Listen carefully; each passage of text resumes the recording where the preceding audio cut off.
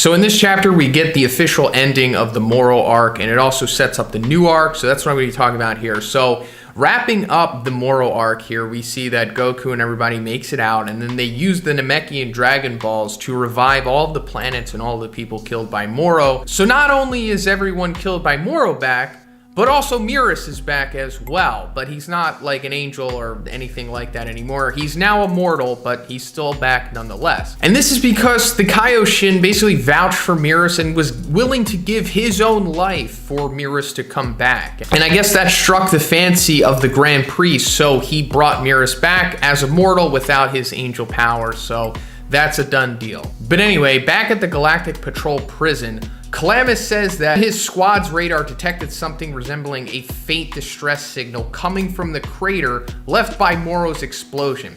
Turns out that this is actually 7-3's head.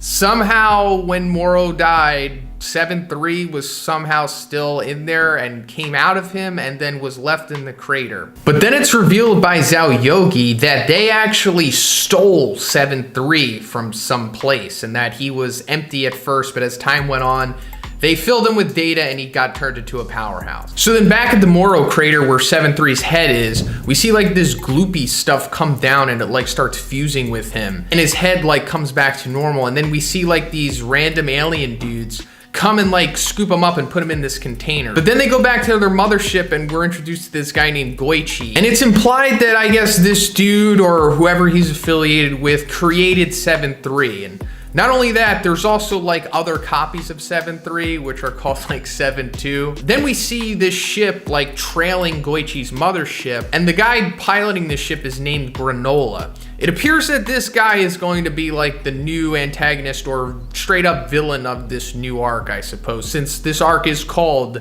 Granolah the Survivor arc. So he breaks into the ship and shoots like all of the guards and then takes out all of the 7-2 clones. And he eventually gets to like the chamber that's holding the original 7-3. And that's where the chapter ends, with the implications of him like going to steal 7-3. So now let's try to break things down. Let's try to make some sense of this stuff. So who is Granolah? We don't know. He was introduced in this chapter. All we know is that he looks like a human and his name is Granolah. And also we can clearly see that he is aware of what 7-3 is, aware of where Goichi was. And he even knows even more stuff than that because like when he breaks onto the ship, he like shoots, I guess, key blasts? I don't know. It's not really made explicitly clear what he's doing with his fingers here, but he knows exactly where the weak spot is on these 7-2s because he goes immediately for them. So he has some kind of preconceived notion of what's going on here. Also, he has somebody with him named Oatmeal. I know, great names here. This character isn't revealed. We just see Granolah talking to them. Now, why does Granolah want 7-3? Well, I assume it's because of all of the data on 7-3. I assume that everything that Moro copied along with 7-3, you know, during the entire arc is probably still on 7-3. I mean, even Goichi and his men say earlier on that all of the data has been copied to the other 7-2s. So when they say data, I assume all of the abilities and whatnot that 7-3 received. Now, what is Granolah going to do with 7-3? I guess take the abilities from it to some extent or fuse with it. I don't know, maybe do the same thing that Moro did to some extent, I guess. So we see Goku like capturing the Oracle Fish because it needs to get like an injection of vitamins because apparently it's been having insomnia. And according to Whis, the Oracle Fish suffering from a lack of sleep is a bad omen for the future. It seems like this sequence right here is pretty important because the bad omen for the future is essentially going to be revealed at the end of this chapter with what the Oracle Fish tells the audience. But we'll come back to that because now Goku and Whis are going to spar, and we see Goku go immediately into Mastered Ultra Instinct, and he like jumps up into the sky and then splits himself into clones. And this is pretty cool to see because for like the longest time, Goku hasn't really fought like this. He's usually pretty straightforward in his approach. It's pretty interesting to see him like try to mimic Whis' style. And of course, this just has no effect on Whis, and he immediately sees through it and just dominates Goku.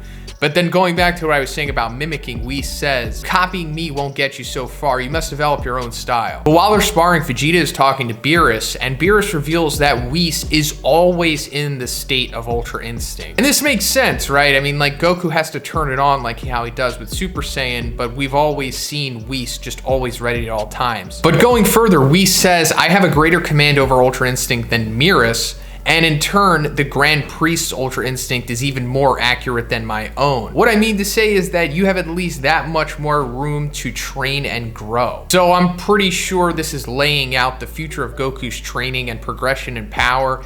He's eventually going to have to get to the point of where he is always in Mastered Ultra Instinct. And yes, this is very similar to the build up to the Cell games. That's kind of the training that Goku and Gohan were doing, like they were just always in Super Saiyan. But the comparisons here for Beerus, Whis, and the Grand Priest, you could take this for what you will. This could mean that Goku might eventually reach an angel state of power, and even higher than that possibly, considering whatever the Grand Priest truly is. Or we could just take it for face value. Whis is literally saying here, I'm just showing you that you have that much more room to grow. And yeah, I guess it would be awesome if Goku eventually did reach the point of where he competitively can fight against Whis or maybe even defeat him. At the same time, I guess the stakes would no longer exist at that point, right? If Goku can become as strong as an angel, then who could realistically challenge him besides another angel or the Grand Priest? I mean, the stakes are already kind of flimsy at this point in the story, considering that Beerus and Whis are always there on the backup, and just Goku being at Mastered Ultra Instinct in the first place really makes it difficult for other people to just come out of nowhere with no like pre-established backstory or lore or anything like that. You know what I mean? I mean, there's only so many times you can like bring somebody like Jiren into the story, if that makes sense. But I guess it's like 50-50 at this point if Goku or whoever else even achieves that level of power. Maybe, maybe not. But going back to Beerus and Vegeta, Beerus asks Vegeta if he wants to learn Ultra Instinct, and Vegeta's like, nah, I'll just surpass Kakarot another way. But then Beerus reveals that apparently Ultra Instinct isn't the only technique of the gods, and that it's just the specialties of the angels. And then of course Vegeta asks Beerus to teach him that, and Beerus is like, nah, I'm not a teacher. And he's like, I'm just gonna go exercise to wake myself up. But if you see anything you want, feel free to steal it. So I guess this is Beerus's way of teaching Vegeta, but not actually like training him. He's kind of just going to perform the technique, the thing that he was talking about, I suppose. And then Vegeta is just going to have to learn it from observing him, I guess. Now, what is Beerus talking about here? Not really sure. This might be something new that has just suddenly been sprung on the story, or maybe it could be what Toppo was doing in the Tournament of Power, because like Toppo was a candidate for the God of Destruction. So it's possible that Belmod maybe gave Toppo insight into this ability, maybe. But in the end, this is just gonna be an analog to Ultra Instinct. Just that one thing that can keep Vegeta, you know, neck and neck with Goku, not surpassing him, of course, but not being left too far behind, kind of the way that Blue Evolution was. But anyway, we're gonna shift to the other storyline being told in this chapter, and that's the one surrounding Granolah. Granola's like sleeping on his ship, and he's having this nightmare of a memory of the Saiyans and like their 8 forms, like destroying his planet, I guess. And this like wakes him up, and we find out that Granolah, you know, hates Frieza, hates what he's done, and hates the Saiyans by proxy because, you know, they were being used by Frieza. But then Granolah arrives at like this asteroid base that's controlled by this group named the Heaters. And Granolah brings 7-3 to the leader of the Heaters by the name of Elect. It turns out that this was just a bounty job for Granolah, and that his goal here was just to get money. And Elect reveals that his goal for getting 7-3 isn't to like make an army or military power or anything like that, but what he ultimately wants is more information. He says dominating others with military might is a relic of the past. These days, power comes in the form of money and intel. And intel is exactly what's packed inside of this thing. And then he reveals to Granolah that Frieza has been revived and is stronger than ever. Before this point, Granolah just assumed that Frieza was dead. Then Granolah gets real heated and starts demanding that Elect tells him where Frieza is. And then seeing this as like an act of aggression, Elect's henchman Gas, the little like Kid Buu looking dude, just completely dominates Granolah. And then it's like revealed by Elect that this guy Gas is like his strongest subordinate, or maybe just even the strongest guy that they know. So we don't really fully understand how strong he is truly, like in relation to like Goku and them, because we don't really have any frames of reference yet, because we don't even really know how strong Granolah is. But that brings us to the next little statement here, because Elect is asked why he even told Granolah about Frieza in the first place. And he says, our friend Granolah has gotten pretty strong and the power has gone to his head. We'd be in hot water if he ever got stronger than you, Gas. And then Maki says, stronger than Gas even? Not possible. So what does that mean? I don't know. And then Elect says, you see, Frieza's gonna ice the guy for us. And this is weird to me because like, couldn't have Gas just killed him right there? Why do they need Frieza to do it? But anyway, Elect is like, I'm fired up to see what's inside of 7-3. Soon we'll have what we need, the exact location of Zuno, the ultimate intel broker. So I guess this is like his ultimate goal. Zuno is that guy that Bulma and Jaco went to get information about the Super Dragon Balls. Zuno like somehow knows like everything or almost everything. Like he even knew all of the information about the Super Dragon Balls. So what are they going to ask Zuno about? I don't know. Maybe about the Dragon Balls, maybe about the Super Dragon Balls.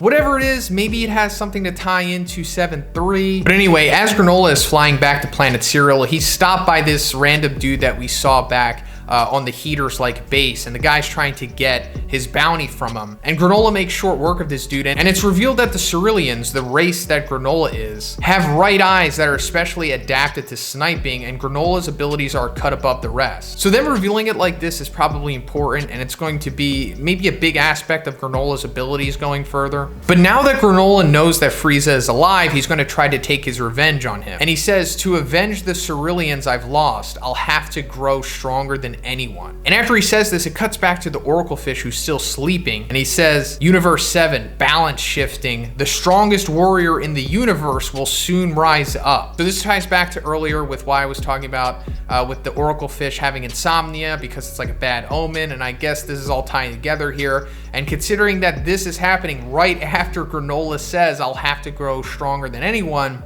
I assume that Granolah is eventually going to become the strongest in Universe 7. So what does that mean exactly? Well, probably stronger than Goku, but does that also mean stronger than Beerus? Because I guess he might be considered a warrior in Universe 7 as well. Not really sure, but at the minimum stronger than Goku, meaning that he'll be stronger than Mastered Ultra Instinct somehow. Well, it's unknown at this point. Maybe he undergoes some kind of crazy training, some kind of augmentation, or it has to do with 7-3. Maybe he gets 7-3 and then fuses his collected data and power into himself, and then he gains all of the abilities that Beerus had, maybe something like that. I mean, in order to get to the level of Ultra Instinct Goku, and seemingly quickly, there's gonna be some form of trickery, I suppose. So a lot happens in this chapter, some cool things and some problematic things as always, but first, let's start with the rematch between Vegeta and Beerus. So picking up from the previous chapter, we saw that Beerus was going to train Vegeta in learning some kind of new ability or technique or something that related to the God of Destruction. Something other than Ultra Instinct. And we see Beerus talking to Vegeta, and he asks him about his past and the past of the Saiyans and how many planets they destroyed and whatnot. And Vegeta says, hard to say, fighting was the only way of life for my people, so we had a way of racking up sin after sin. This is like further showing the development that Vegeta has had, you know, since Z into Super, where he is, you know,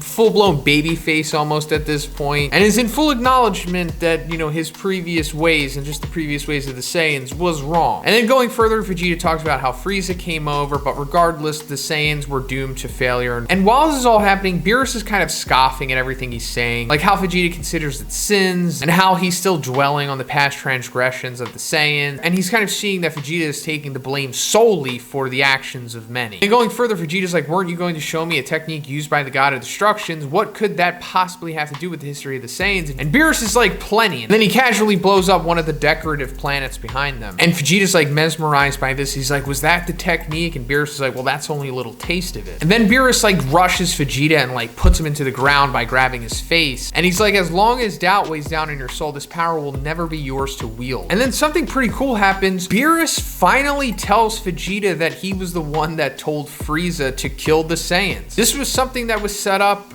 essentially at the very beginning of Super. And we were all collectively waiting for this moment to happen for years now. And now that it finally has, I don't know, maybe it's a little anticlimactic because Vegeta doesn't really have anything to say about it. It's kind of just a device for him to willingly want to fight Beerus here. But then I guess also maybe this works into the greater narrative of what Beerus is trying to do here by unlock Vegeta's mind, or as he's going to say, break it down so that it can be rebuilt. But Vegeta goes into his blue form and they start to have their fight, and it's not really that competitive, unfortunately. Vegeta hasn't really progressed that much, it seems. As Beerus is standing on top of Vegeta, he's like, as long as you're trapped by the past, you'll never manage to grow past this point. Then Vegeta tries to fight back one last time, but then Beerus straight up does a Hakai to his midsection. Of course, this finishes off Vegeta, but then it's explained by Whis why Vegeta wasn't like Hakai, you know, like we normally see, like when they just vaporize, I guess. It's because apparently Beerus is so adept at this that he just localized it into Vegeta's armor. And I guess just the resulting aftershock was enough to just, you know, KO Vegeta. But then we come back to Beerus and he says, my mind's always on destruction and nothing else. That's why there's no limit to my power. Listen, if you really want this power, you're gonna have to destroy any stray thoughts and recreate yourself from scratch. So yeah, I guess this is ultimately going to lead to Vegeta's power up. I mean, it just seems at this point like he's going to learn Hakai, which isn't really gonna put him close to Ultra Instinct Goku, unless there's more to this, which I hope so. I hope that it's just not Vegeta just exclusively learning Hakai. Maybe it just gives him access to a new set of power, possibly. You know, like I was saying before with the whole thing that we've seen Toppo do in the Tournament of Power in the anime. Hopefully it's something like that, because if Vegeta is just still like Super Saiyan Blue, but with Hakai, that's only gonna take him so far, you know? But anyway, now we're gonna shift over to the granola side of things. So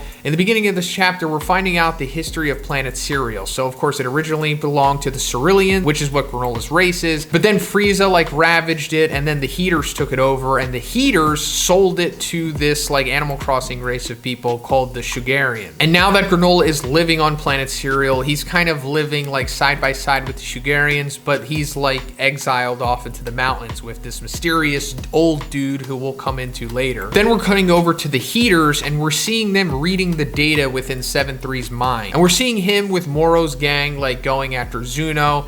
Then it cuts to footage of them getting captured by the Galactic Patrol. Then it cuts to them inside of the Galactic Patrol prison. And the big dude Oil is like, the convicts in the Galactic prison were all freed at once. How did that happen? And then the dude at the computer says, according to 7-3's data, Moro used the power of something called Dragon Balls to release the prisoners. And then Alec is like, Dragon Balls? What are those? And then the dude explains to him what the Dragon Balls are, and then Alec starts putting all the pieces together in his head. Then after finding out that the Dragon Balls are connected to the Namekians, Alec starts thinking like, okay, where can we find some Namekians? And then he remembers that, oh, there was a Namekian on planet Cereal. And then it turns out that this Namekian is the old dude that lives with Granola, because apparently there was a group of Namekians that also lived on planet Cereal back in the day. And this is because apparently this is just something that the Namekians do. And it's essentially always been alluding to this fact, you know, with Kami and all of that stuff. But speaking of all this Namekian history, it cuts to planet Namek. And then we see this dude talking to these like Namekian kids about like information on the Dragon Balls and stuff. And one of the kids asks, do other planets have Dragon Balls too? And he says it's certainly possible on planets where our kind reside, like Earth. And then the kid's like, oh, you mean Dende's Dragon Balls? He's like, right. And then another kid asks, do our people live on any other planet? And then the dude's like, most likely, though we can't possibly know of all of them. You see, we Namekians moved to this universe from another realm, and I've heard that some settled in places far from planet Namek. So that's new to me, right? I mean, we knew that they were kind of all around the universe, but this is the first time I've heard them coming from another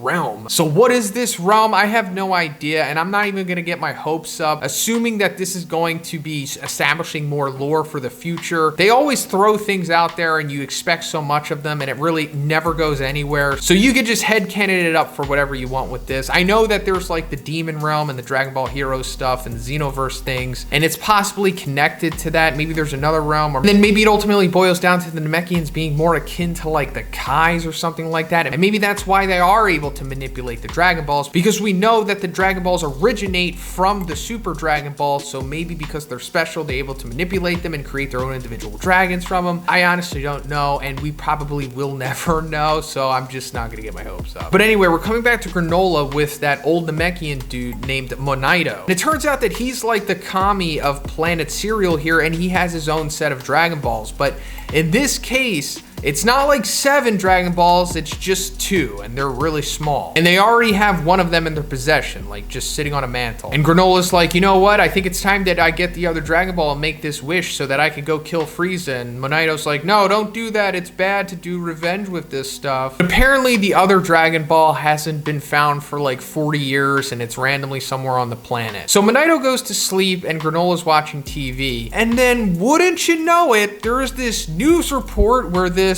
random Sugarian finds the Dragon Ball. Yep, what a coincidence! But not only that, in the span of 3 pages, Granola leaves his house, goes to where the Dragon Ball is being kept, steals it, leaves, and then summons the dragon. I'm not gonna harp on this. We already know what Dragon Ball is at this point, or at least I certainly hope that we do. It is what it is. So anyway, he summons the dragon and it looks kind of cool. And then, you know, what he's gonna wish for is like, hey, make me the strongest warrior in the universe. And then the chapter ends. So is the dragon going to make him the strongest in the universe? Well, I mean, it's possible, but it seems unlikely considering that, you know, the dragon's wishes can only go so far. Like, to make him the strongest in the universe would obviously mean that he's going to be stronger than Ultra Instinct Goku and maybe even possibly stronger than Beerus. So this chapter opens up with us specifically hearing what Granolah's wish is here. So he wishes to become the most powerful life form in the universe apart from the gods themselves. I don't know if he's specifically saying that or the dragon is just kind of tacking that on. But I guess this is just a nice little caveat to establish that, like, hey, we're not making any characters definitively stronger than like Beerus or dare I say the angels yet. So then the dragon says, it's possible to make you stronger than you already are, but I cannot increase your power beyond your latent potential. And then Granolah's like, well, there's no point. But then the dragon's like, however, it is possible for you to become the strongest if you agree to a certain condition, but that decision is up to you. And then Granolah's like, you know, if it'll make me stronger than anyone, just do it. So then it cuts away from that. We don't hear what the stipulation is, but we do later on, and I'll just go into it right now. So the dragon says that I am able to multiply your current strength by condensing any and all power you could have accumulated in your lifetime. By shortening your lifespan, you can become the greatest in the universe. So this kind of sounds a little contradictory, right? Because he previously said, I could not increase your power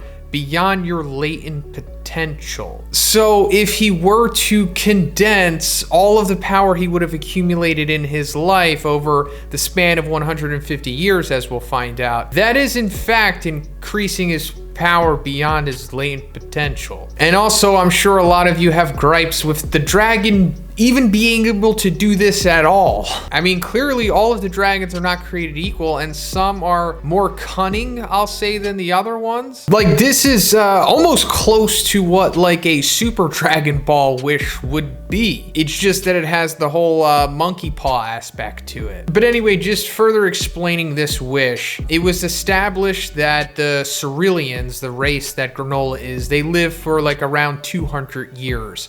And Granolah is currently 50 years old. So the dragon is somehow taking, I guess, an estimate of all of the power that Granolah could have possibly accumulated for the next 150 years and then just condensed it into one big power up that he is receiving right now. But then the monkey paw aspect comes into it and it reduces his lifespan severely to where now he only can live for 3 more years. It is what it is. I'm not really that mad at it. So then we cut over to Goku, Vegeta, Beerus, and Whis, and we see Vegeta training with Beerus still. In the last chapter, it was established that Beerus was going to train him into learning the Hakai, and he's still working on it here. He has like this rock in his hand, but he's unable to like use Hakai on it. Like, he's still only able to destroy with conventional like ki blast methods. And then Beerus expands upon the Hakai, and he's like, when we gods use our destruction or Hakai move, the target is completely erased from existence. This was already pretty much established coming into this sequence, but he's just giving us a refresher here. We turn something into nothing, and when matter is destroyed, it releases heaps of energy. And then he shows a display of what he's doing. We also saw him do it in the previous chapter as well. So keep that in mind. I think they're specifically showing us this for multiple reasons. Just first for the explanation itself, and also I'm pretty sure to signify between what is being Hakai'd and what is not, and not just for the context of this scene. So then we come over to what Goku and Whis are up to, and Goku's like, is Lord Beerus really training Vegeta? And then Whis is like, is that a problem? He's like, nah, Vegeta's his own man. I'm here to polish Ultra Instinct. So this goes back to the dichotomy that was set up in the previous chapter, how we have like the two groups here, Beerus and Vegeta working on Hakai, and we have Goku and Whis working on Ultra Instinct. And, you know, they're pretty much just still sticking to the relationship that they've had throughout Super. They're both chasing each other on the power scale, but going about it in their own way. And this is further established when Goku's like, let's see which one of us can be the strongest in the universe. But then Whis is like, keep in mind that the strongest may in fact turn out to be someone else entirely. And then Goku's like, do you know someone else stronger than us? And then Whis says, not specifically, but, you know, given how big the universe universe is, you can never say when the next powerful entity might appear. Isn't that right, Oracle Fish? And then the Oracle Fish is like, the strongest warrior in the universe will rise up soon. And then Vegeta's like, that would be me. And he holds out his finger with this little pebble on it, and he successfully does the Hakai on it. And we see that it creates the similar explosion that we saw Beerus produce. So that's cool. Vegeta progressing here, starting off with just a little pebble, but I'm sure by the next chapter he'll be destroying like mountains or something. So then we're coming back to Granolah, and we see the Dragon Balls like splitting off, indicating that he had successfully made the wish, and now he has like long hair, and we see him like telekinetically like lift up a rock and then destroys it, and he says, the boulder exploded, what technique was that? Now, going back to what I said earlier about them showing us that, you know, there's a difference between using Ki to destroy something and Hakai to destroy something, this could mean that Granolah somehow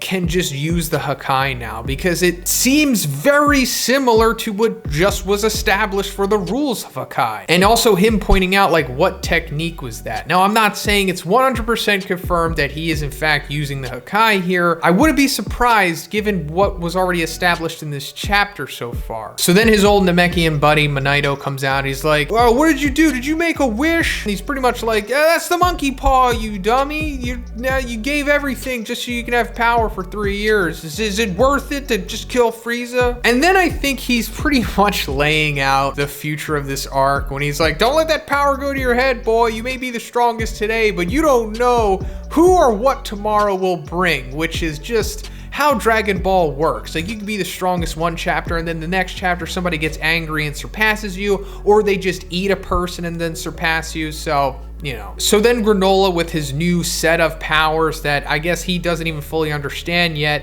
is trying to sense Frieza's presence, but he realizes that he's nowhere near him, so he decides to go to where the heaters are to get Frieza's location. So then Granolah cuts his hair, and we see Whis like observing Granolah in his like staff, and he's like, oh, so that's what happened. This may cause some turmoil. So at least Whis at this point is up to speed with what's going on here. So then Granolah goes back to the heaters, and he busts in there. He's like, hey, I want to know where Frieza is. And they're like, look, I told you, you're not strong enough to handle Frieza. You know, come back some other time. And he's like, no, I'm the strongest in the universe now. I could beat him, so tell me where he is. And then of course they don't believe him because, you know, why would you? They schooled him like a week ago or something in the timeline. And then the big dude Oil steps up to like bounce him out of there. But then Granolah literally just touches him with one finger and like sends him flying. But then I guess they want more confirmation on his strength here, so Oil goes after him again. But then we see Granolah like easily dodging all of his attacks. And then Maki says, what the heck? How's he dodging every blow? Again, going back to what I was talking about, what's been established in this chapter, we have the duality of Goku and Vegeta learning Hakai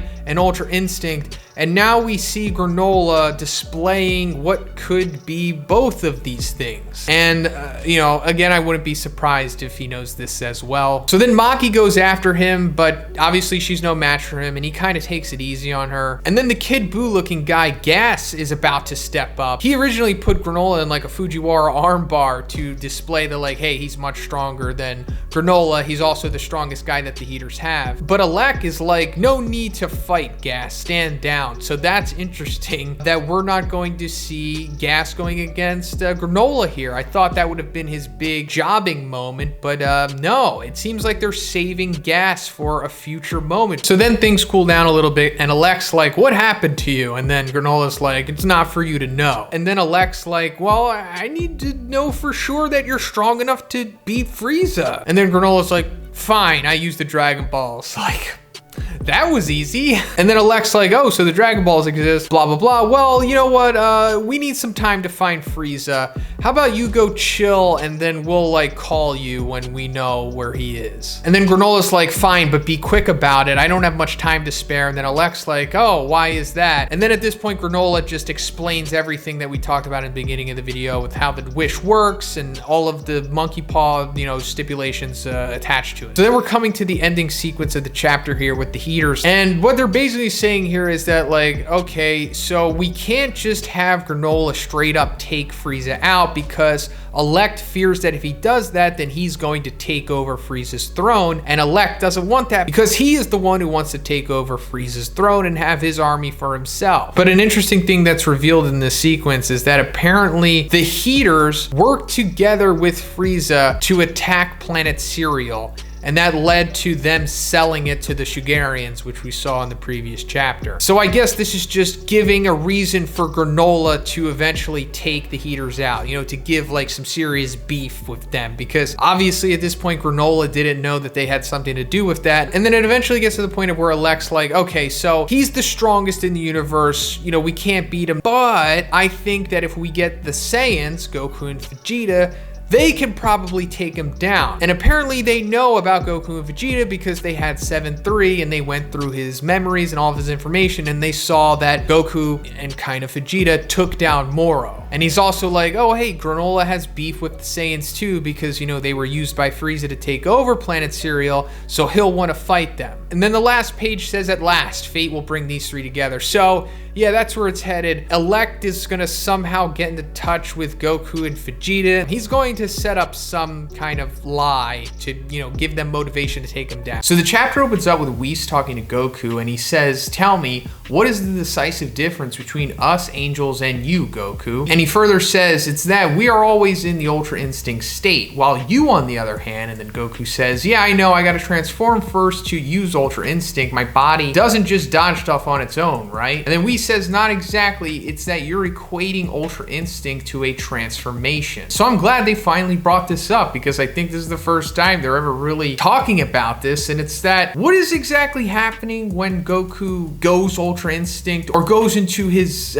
silver transformation? Because it's never really been explained. And what makes it even more confusing is that that form is always called Ultra Instinct or Autonomous Ultra Instinct, or just Ultra Instinct being associated with Goku in his silver transformation. Because if you really think about it, it shouldn't be called Ultra Instinct, because Ultra Instinct is a technique, it's not a transformation. And that's always kind of bothered me, because he can use Ultra Instinct in his silver transformation, but the silver transformation itself is not Ultra Instinct. But now that they're talking about this, it makes me think that maybe they discovered it too late and now they're trying to fix that, possibly. I mean, you can easily just do the heavy lifting for them yourself and say that, oh, it's just a further evolution of Goku using God Ki, and that allows him to unlock a new transformation, because they say it's the power of the gods, even though that's an ambiguous statement, because Ultra Instinct is also a power of the gods. Doesn't ultimately answer what is the silver transformation, because before this we know what all the other transformations are, right? But I digress. Goku then says, so you're saying I gotta figure out how to use Ultra Instinct in my normal form? And Whis says, yeah, doing that will free you of the stamina drain that is creating a time limit. As for the full transformation that accompanies Ultra Instinct, let's set that aside for a last resort, for when a battle demands that you surpass your limits. See, not even Whis, or just the person writing this, has a name for the transformation. They're simply referring it to as the transformation that accompanies Ultra Instinct. But anyway, this was teased in the previous chapter, that Goku's next progression of power is him to always be using Ultra Instinct. Like, I liken this to when he was always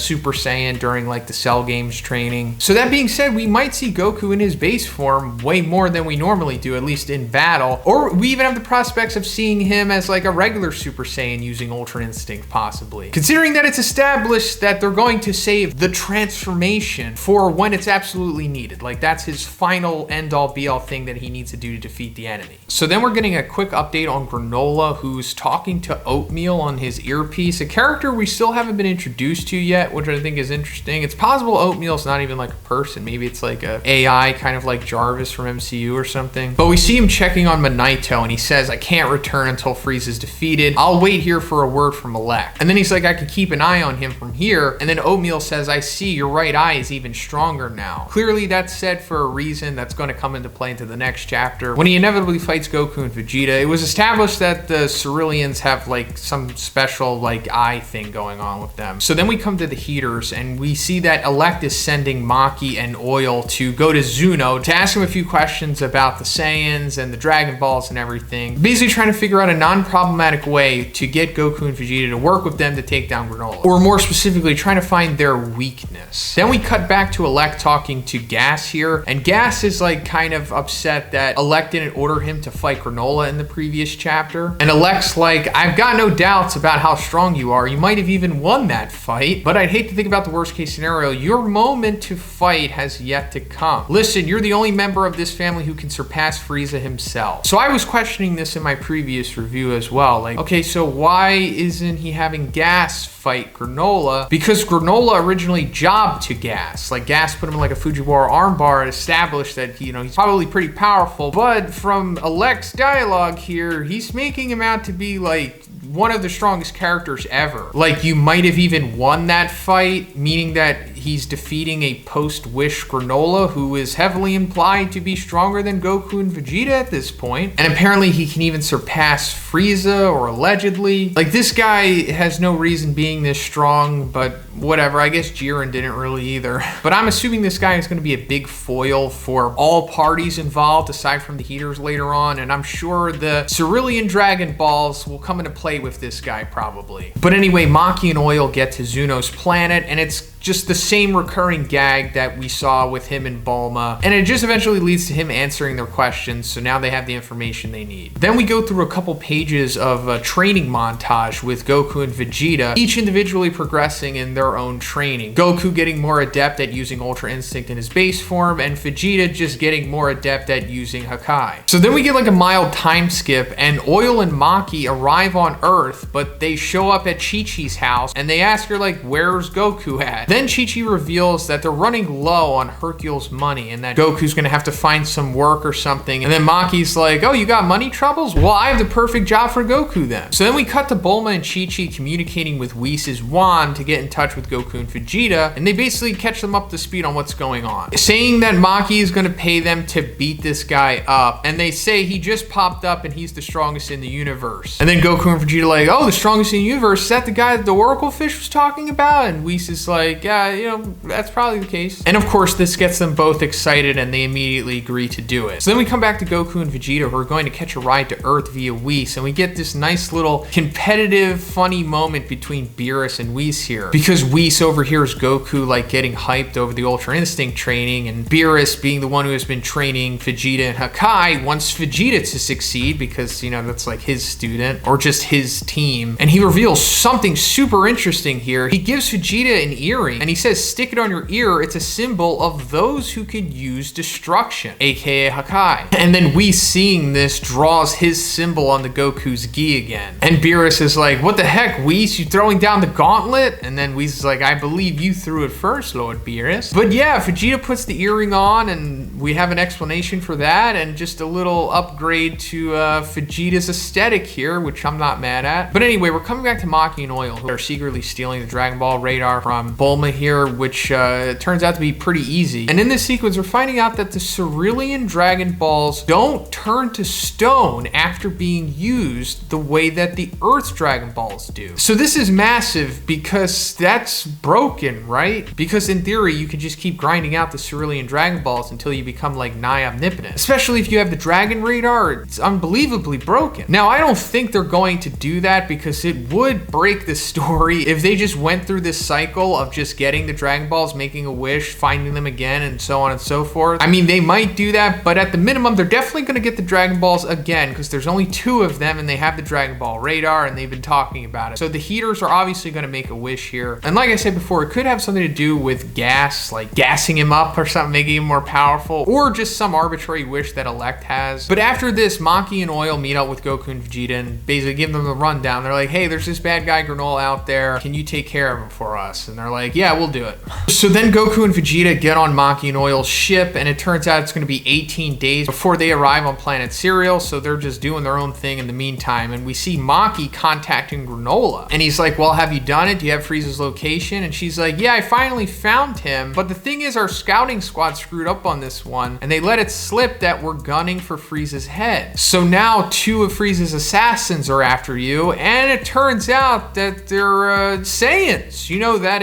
extinct race that, you know, destroyed your planet and killed almost all the Ceruleans. And this, of course, intrigues Granolah because not only does he want revenge on Frieza, but also the Saiyans. Like, when we got Granolah's flashback of when his planet was being destroyed, it was like the Saiyans in the ape form. So yeah, this is how the fight between Goku, Vegeta, and Granolah is being set up. Just 2 sides going off of misinformation. Now, this could easily be fixed once they meet each other and they just start asking each other questions. They're like, hey, so are you a bad guy? No. Hey, are you with Frieza? No, we hate Frieza, actually. Oh, okay, let's be friends then. Obviously, that's not going to happen. They're probably just immediately going to fight each other, or Granolah will just go after them, no questions asked. But I assume it'll eventually come to the point of where they have a good understanding of each other, and then that's when, like, Frieza probably comes into the picture, or the heaters get exposed, and then we have a mutual enemy for the 3 of them to take on. I assume something like that's going to happen. Also, don't forget about the Cerulean Dragon Balls. They're going to come into play here. So after 18 days of traveling with Maki and Oil, Goku and Vegeta finally make it to planet Cereal. Then Maki gives them a rough location of where Granolah could be located. Then the duo goes off to go fight him. Then Maki tells Oil to go watch the fight, where he's going to relay back to her what's going on, and she also reveals that Alec and Gas are about to arrive on planet Cereal as well. And then we cut to them, and Alec's like, I haven't been here for 40 years, and Gas says, my memories of this planet are not particularly good ones. And then Alec says, it's fine, Gas, you've changed a lot since then. It won't be like last time. So I think this is pretty interesting here, because I guess it's implying that Gas may have taken some L's on planet Cereal or something back in the day. Also, it's kind of implying that maybe Gas wasn't as always strong as he is now. Regardless, I think we're going to get some more backstory on Gas in the next chapter, and this of course is setting up that Gas is going to fight either one of or the entire trio, you know, featured in this chapter here, which I talked about in my previous review. I think it's almost guaranteed at this point. So then we see Goku and Vegeta flying through planet Cereal, and they're spotting everything that the audience has been able to spot these last couple chapters, like the original Cerulean cities that were destroyed by the Saiyans, but also the new Cerulean cities encased in those bubbles after the heaters had sold the planet to that race of Animal Crossing dudes. But out of nowhere, these beams start coming at them, and Goku and Vegeta are barely able to dodge these things. And Vegeta's like, trace them to their origin, that's where we'll find him. And him is Granolah, of course. He's like sniping them from various spots, it seems. In the previous chapter, Maki told Granolah that Goku and Vegeta were assassins hired by Frieza to take him down, so he knew that they were coming. So then Goku and Vegeta get to the spot where the shots were coming from, but it's revealed that nobody's there. Then the beams start coming down from the sky on them, leading them to have to dodge them again. Then they start coming from the ground once again. Then Vegeta says, you're saying he's moving faster than we can keep up with? And Goku's like, but that's not, and then boom, he gets shot in the back of the neck. And he drops down to the ground, like ready for the 10 count. And Vegeta says he struck a vital point with such accuracy from that far away. So we're entering the secret power scale of Dragon Ball here. This is like the ultimate tier of power, honestly, that really isn't discussed too much. It's like, it's one thing to be able to do Ultra Instinct and Hakai and blow up galaxies and whatever, but if you really want to get to the nuanced, unbeatable aspect of Dragon Ball, it's when they start introducing the vital points. And completely understandable that Granolah would be aware of this stuff, since he is the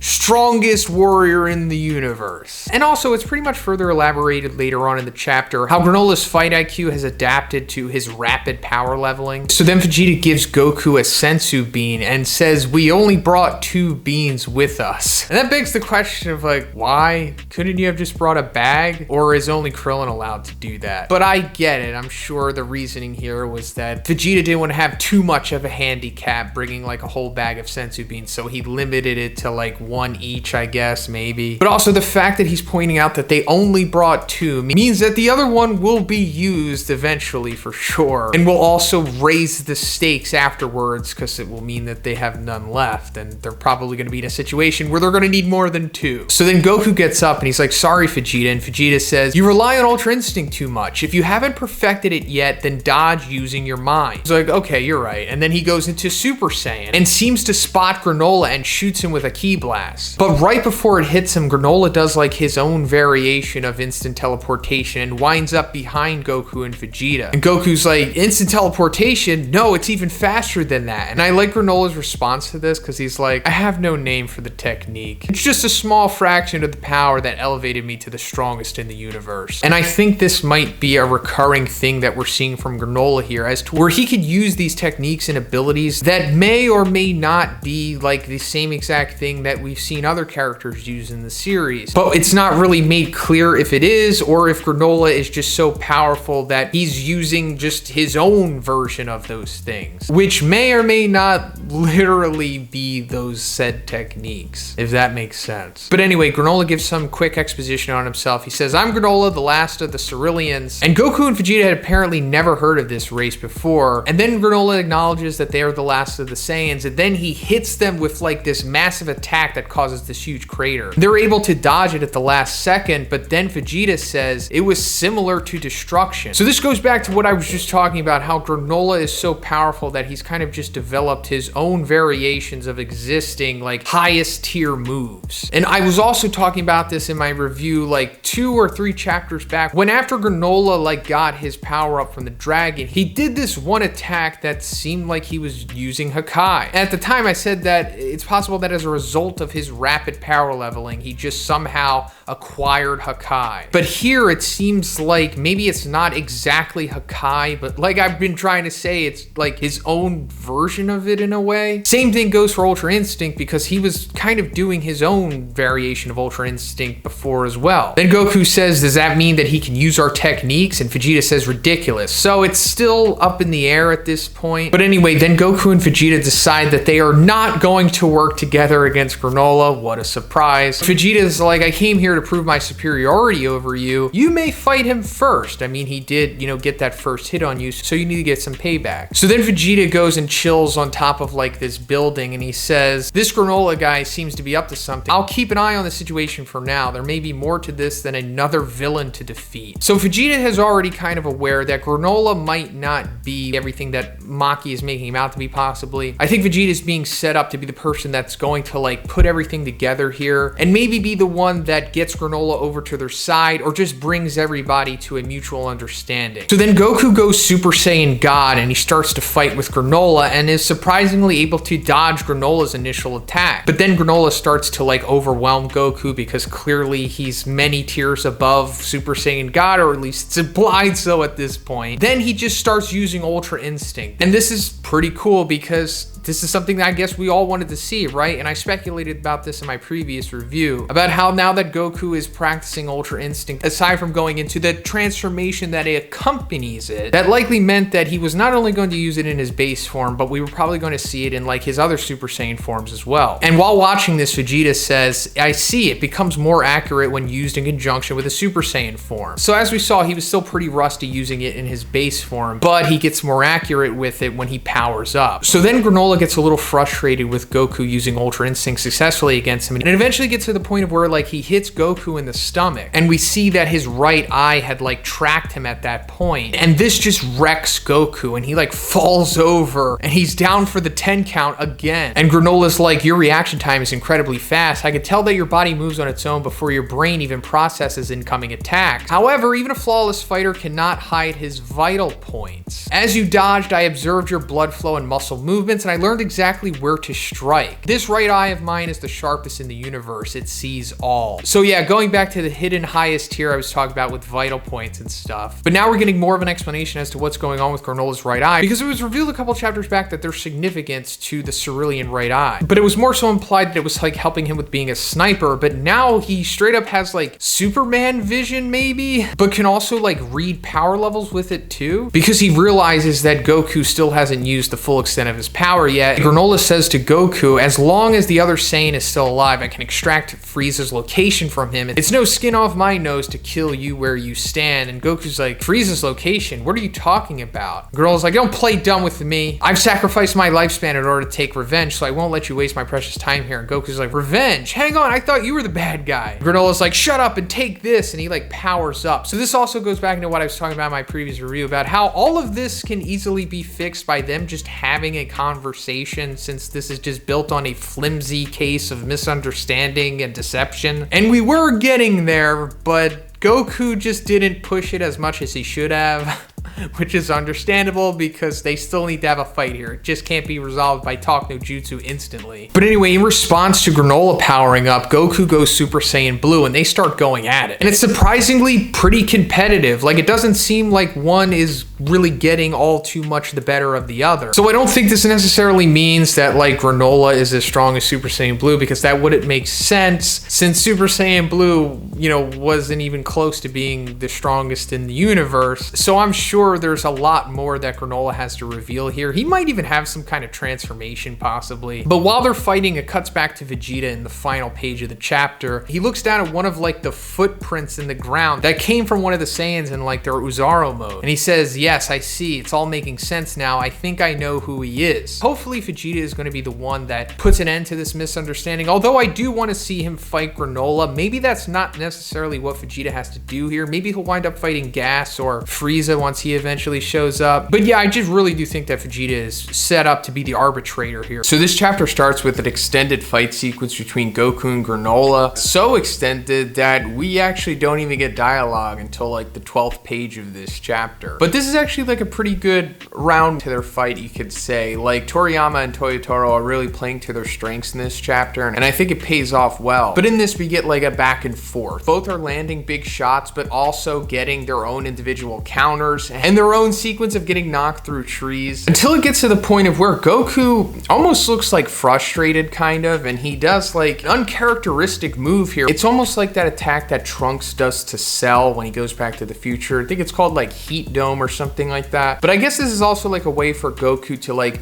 reset everything, because after this we see him like regain his composure, and Granolah reveals that he's now going into Ultra Instinct while in Super Saiyan Blue, because he's like, your blood flow and the movements of your cells have changed. You must have activated that evasion technique. Is it the same as when you had red hair? Because I already know the in and outs of that, referring to the previous chapter where Goku had used Ultra Instinct with Super Saiyan God. But then Goku says Blue plus Ultra Instinct won't be so easy to counter, and Goku certainly wasn't lying when he said that, because he successfully evades all of Granolah's follow-up attacks after this, and winds up actually hitting Granolah with the Cell Games Kamehameha combo. But just at the very last second, Granolah is able to hit Goku in a vital point, but it's not completely nullifying the Kamehameha, and he is getting hit by this, but I guess not to the full extent that he would have if he didn't hit Goku with the vital point in the last second. But when the smoke clears, we see that Goku was more affected in this exchange than Granolah was, just by getting hit in that vital point. Because once again, this completely reverts Goku back to his base form and down for the count. Like, I'm pretty sure this is the third time Granolah has done this to Goku so far. And Granolah's like, stronger attacks, faster evasion, they won't help you. My right eye will always lock onto your vital point. Keep that in mind, because we're going to find out that apparently that's not always the case. And then Granolah's like, no matter what transformation you use, no one has zero openings. And I guess that's true to an extent, or at least it's proven with the control group that we have here. But it makes me wonder, like, does that apply to like Grand Priest or the Angels? But then Goku also says something interesting here, and he's like, no, Ultra Instinct should have no weaknesses. If anything's lacking, it's gotta be my training. I'm not totally used to using Ultra Instinct as a Super Saiyan, so I'm still vulnerable. And Granolah's basically like, oh, well, that sucks. You're never going to complete the technique because I'm going to kill you. The Saiyan line ends here by my hand, just as you ended my people. And Goku's confused by this because he doesn't have the information that the audience does at this point. Then Granolah does this crazy Moro-esque like energy planet geyser attack thing. Then Goku nopes out of there with an instant teleportation and winds up next to Vegeta. And then Goku himself himself says that like the attack that Granolah did looks like what Moro was able to do. And I'm pretty sure this is said and shown for a reason, because it's like the recurring thing that's been going on with Granolah. He has like access to a lot of the strongest abilities that we've seen in the series so far, but at the same time, it's kind of implied that maybe it's not directly one-for-one recreations of those techniques, but maybe like his own proprietary version. I think this is all leading to like a reveal about like the truth about Granolah's power-up that he's gotten from the dragon. Like, it's possible that through the,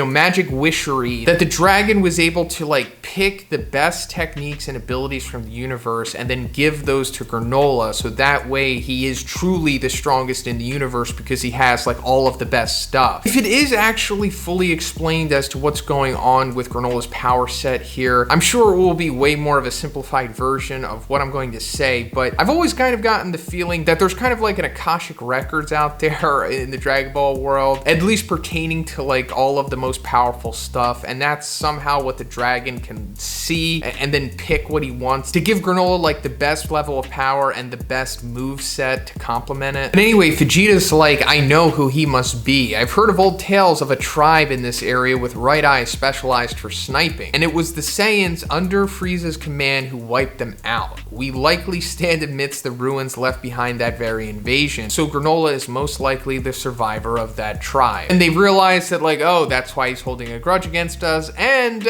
we've also been played by Maki and Oil. And then we see Oil discovering that the jig is up, but it's too late, because I guess that means that like Granolah is not going to stop fighting them, and also I'm assuming the distraction here is going to give them time to get the Dragon Balls, because it was revealed that Alec and Gas are on their way to Cereal as well, so they're definitely going to pull something when they get there, and I doubt they're going to directly try to engage Goku and Vegeta and Granolah. But anyway, Goku's like, so I guess we got to try to convince him that the Saiyans aren't bad guys nowadays, and Vegeta's like, I doubt it would matter. He's hoping to drive the Saiyans to extinction by killing us. So then Goku's like, so I got to beat him first, then we convince him. And then he decides that like, I got to use full power Ultra Instinct to go against this guy, and that's exactly what he does. And once he does that, Granolah is no longer able to pick up on his vital points. Going back to what Granolah said earlier about my right eye will always lock onto your vital points. Clearly, Ultra Instinct doesn't play by those rules. Then he starts making Granolah look like a complete amateur, like he usually does against his opponents when he activates full power Ultra Instinct. Then he shows us something new by just completely stopping Granolah with telekinesis and like just, manhandles him with it. I think Goku only uses like telekinesis maybe once or twice in the series from what I could remember. I like it. It's different, and it's showing us more layers to what Goku is like capable of in using like full power Ultra Instinct. Like before going against Moro, we saw that he could make like that energy kaiju thing. Then he's pretty much defeated Granolah at this point, but we're coming to the big twist of the chapter, and it's revealed that this wasn't actually Granolah, but it was a perfect clone of him that he made by splitting his power in half. So yeah, that's right. We haven't been seeing like full power Granolah, and the fact that this was only half of his power and he was that competitive against Blue is pretty telling of the full power of Granolah, I guess. Then we come to the ultimate level of power in the Dragon Ball world, and I said one of the strongest in my previous review was like vital point manipulation stuff, and that is true, but the absolute pinnacle of power is simply someone letting their guard down, and that's exactly what Goku is doing here, and he gets one-shotted by a vital point strike from Granolah here, despite still being in full power Ultra Instinct, and just like that, it instantly reduces him to his base form, and then he gets leveled by like a 1-inch punch and goes flying, and once again, down for the count. Like, a character letting their guard down in Dragon Ball is so detrimental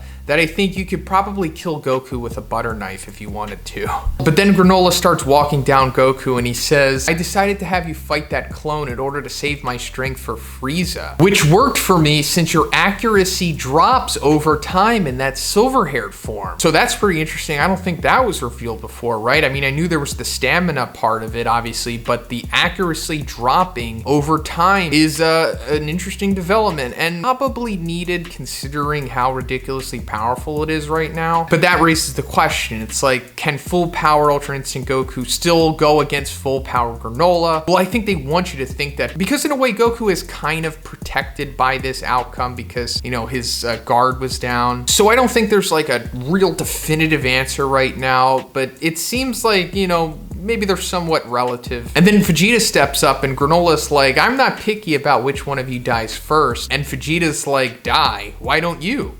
Go on, join the rest of your tribe. And that obviously triggers Granolah, and Vegeta ends the chapter by saying the tribe that's about to go extinct is the Ceruleans, and then we see his destroyer earring blink. So hopefully this means that Vegeta is going to use Granolah's emotions against him, and that's how he'll be able to, I'm not gonna say defeat him, but get the upper hand on him, which is interesting because that's kind of been Vegeta's detriment throughout the series, right? Him getting a little too worked up and fighting emotionally against his opponents, but now he's using that to his favor. With that being said, there's just no way I think Vegeta could win this simply because his track record is so awful, and it seems like Toyotaro and Toriyama maybe don't even want Vegeta to have a big win, or it doesn't matter to them. I don't know. I'm just not going to get my hopes up. I hope he does, but probably not going to happen. So this chapter starts with us seeing the new Ceruleans leaving their encased city, and I think they might be showing us this because there could be some like serious casualties in this chapter, maybe at the hands of Vegeta, considering what happens in this chapter, or maybe Granolah, or maybe Frieza or the Heaters or something. Then we're coming to Vegeta and Granolah having like a back and forth, and Vegeta's like, clones and stuff like that won't work on me, referring to how Granolah fought Goku in the previous chapter. Like, he like split his power into two versions of himself and had one of them fight Goku while the other just like chilled in a spaceship. And he reveals here that he did that as a way to conserve his power for his ultimate fight, which is going to be Frieza, who he also refers to as being Vegeta's boss, because he's still under the belief that Goku and Vegeta are assassins hired by Frieza. And Vegeta's like, you're still going on about that? It's like, look, bruh, we're not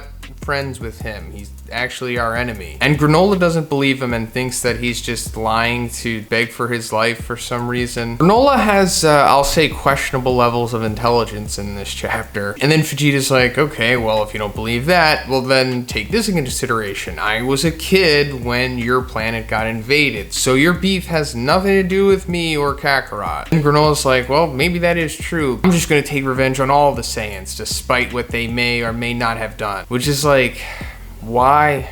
That's not cool. Then Vegeta goes Super Saiyan Blue and causes like these rocks to form around Granolah. Then he like Hakkai's all of them. This is cool and all, but I want to see how Granolah himself reacts to being Hakkai'd. I understand why Vegeta is not doing that immediately, both for just the overall narrative, but as for the character himself. But you gotta think that this is gonna happen at least one point in the chapter, right? Considering we're having so much emphasis on Hakkai coming into it, I'm assuming that's gonna be a bigger part of Vegeta's game, especially coming into the next chapter. And if Granolah is the strongest in the universe, then let's see how he reacts to it. Can he just like brute force out of being Hakkai? But anyway, while that explosion was happening, we see one single panel of oil witnessing it. And I'm glad that they put this here because it's reminding us that the Heaters are a thing, because currently Alec and Gas are on their way there. And once they arrive, I assume they're going to have something to do with a wish or something, right? And I really wouldn't be surprised if the wish is just basically what Granolah wished for, but Gas makes the wish and he becomes like the new Granolah. I could totally see that happening. And it would also play into the whole strongest in the universe, you know, time frame type of thing that we're gonna go into later. But we're coming back to Granolah and Vegeta, and Granolah says, your destructive power is lacking, so you make up for it with quantity, referring to Vegeta using like the multiple rocks around him instead of just like one big rock, which is exactly what Granolah does. But unfortunately, that's where this ends.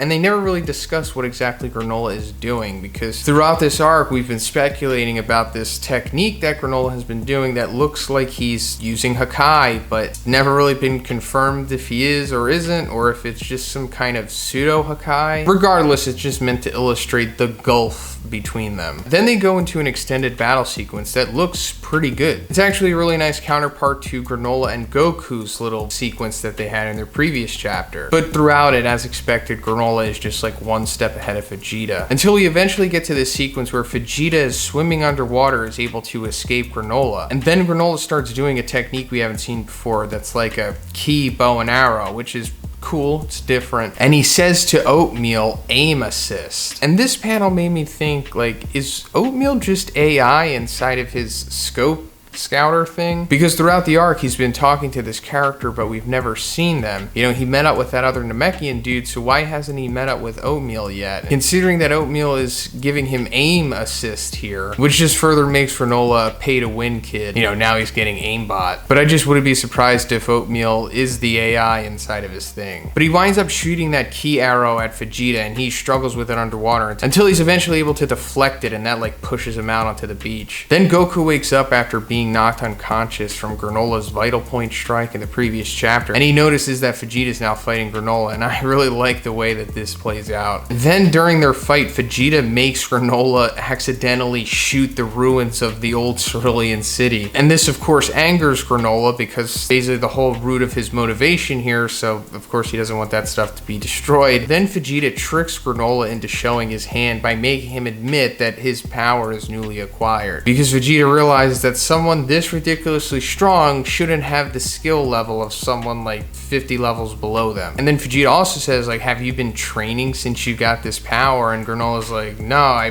haven't been training, I don't need to train. Then they fight a little bit more and Vegeta says, here's another tidbit. Second strongest, rankings are all well and good, but they only reflect a moment in time. Once that moment has passed by, it's nothing but history. Take me, for instance, I'm already stronger than I was a few minutes ago. So this is awesome because I'm pretty sure Vegeta is trying to say that like the power scale in the Dragon Ball world is like the stock market. It's constantly fluctuating. So when Granolah made his wish to become the strongest in the universe, he did in fact become the strongest in the universe, but right at that moment. Because remember, it's like the stock market, so the power fluctuated right after that. And considering he made this wish, I think a couple weeks ago, we know that Goku and Vegeta had been training with Whis and Beerus, so let's just say at that point in time, Master Ultra Instinct Goku was the strongest. And given that they have both clearly progressed in the next couple weeks, that means that Granolah is technically no longer the strongest in the universe, because he bought his stock at like $70, and right now the same stock is worth like 77 or something. And then he gets frustrated because Vegeta just exposed a huge hole in his plan, and he tries to hit him with a similar vital point strike that he did to Goku, but Vegeta is able to dampen the blow by like grabbing it before it hits him, and he's able to stay conscious. Then Vegeta starts hyping himself up and he's like, there's no planet to protect, no people to save, just me immersed in battle.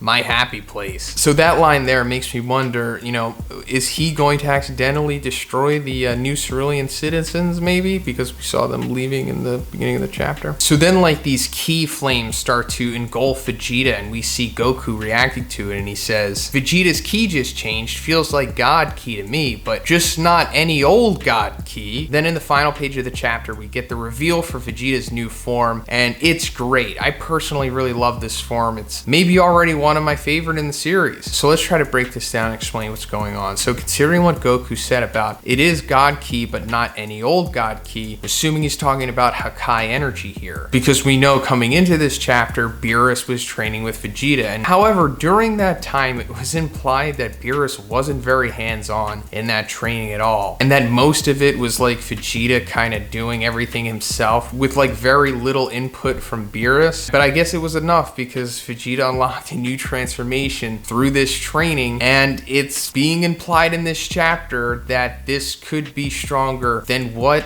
Master Ultra Instinct was at that point in time a couple weeks ago. You know, going back to the whole stock market thing, this might be the $77 stock right now. Now I'm also guessing this is like the analog to Master Ultra Instinct. Like this is probably going to be Vegeta's proprietary form, I'm assuming, at least for the foreseen future. So like when Goku uses Master Ultra Instinct, that allows him to go into that silver transformation. Same thing's pretty much happening with Vegeta here, except instead of using Master Ultra Instinct, he's using straight Hakai energy, and that is giving birth to like this new form that we see here, which, you know, you could say is Super Saiyan God of Destruction. I'm not sure what this is going to be called because it hasn't been revealed yet, but I wouldn't be surprised if that's what people start calling it. And as I'm sure you've noticed, it has like the rigid hairless eyebrows of Super Saiyan 3. It also has eyes that are very, very similar to that of Master Ultra Instinct's his eyes. And the hair kind of resembles Super Saiyan 2 to an extent. It's almost like becoming like a mullet. As for the color scheme, we don't know yet because it's not talked about in the chapter. So unless Vegeta or Granolah or a narration says it in like the next chapter, like, oh, his hair's purple, or that aura is purple, or the aura is pink or whatever, then we'll know for sure. But until then, we might have to wait until like one of the future volumes reveals it with like artwork or something. There could also always be like some promo art that gets released on social media maybe. But I'm assuming that this is the manga continuity's version of what we saw Toppo do in the anime continuity's version of the Tournament of Power when he became Toppo the Destroyer. Vegeta could be doing the same thing here, except, you know, just like the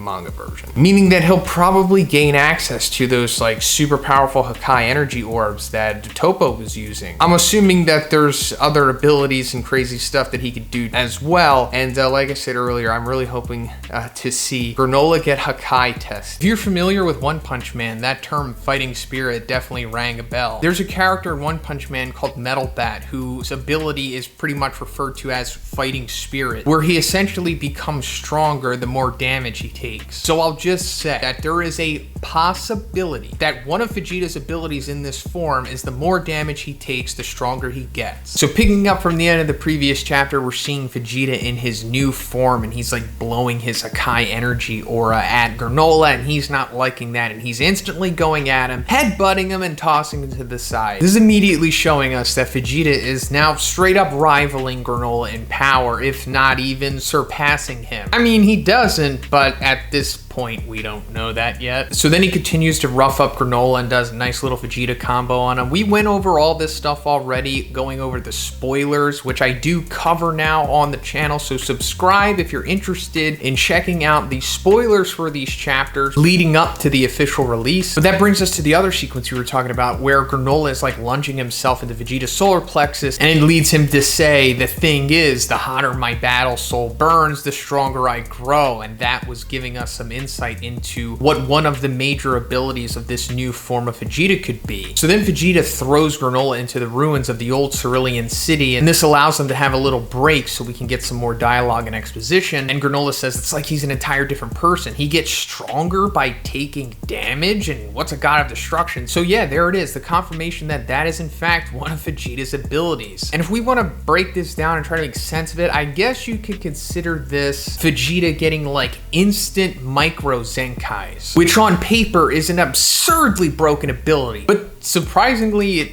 actually turned out to be kind of underwhelming the more we're going to see it play out in this chapter. But then Vegeta reveals that this form has actually been awakened for the first time in this fight, and it was Granolah pushing him this far that allowed him to do it. That's kind of a surprise because I assume that Vegeta maybe had discovered this when he was training with Beerus at the beginning of this arc, and that's how he knew what was going on here. But then again, they do this a lot in Dragon Ball, so it makes sense. But I guess that plays into one of the many narratives and themes of this chapter, and that's Vegeta like ironically constructing his own L's. But we'll get more into that. So Granolah starts lighting up Vegeta with like ki blasts, despite he himself literally just saying that he gets stronger the more damage he takes. But yet he decides to give him more damage and then questions why he's not dodging it. He does like something similar to 17's energy barrier, and then Vegeta reveals what the name of his form is, and it's Ultra Ego. It's not terrible, it's just, I don't know, like a mid name. It could be better, right? Obviously I don't know Japanese and how to make sense of it and localize it and all that stuff, so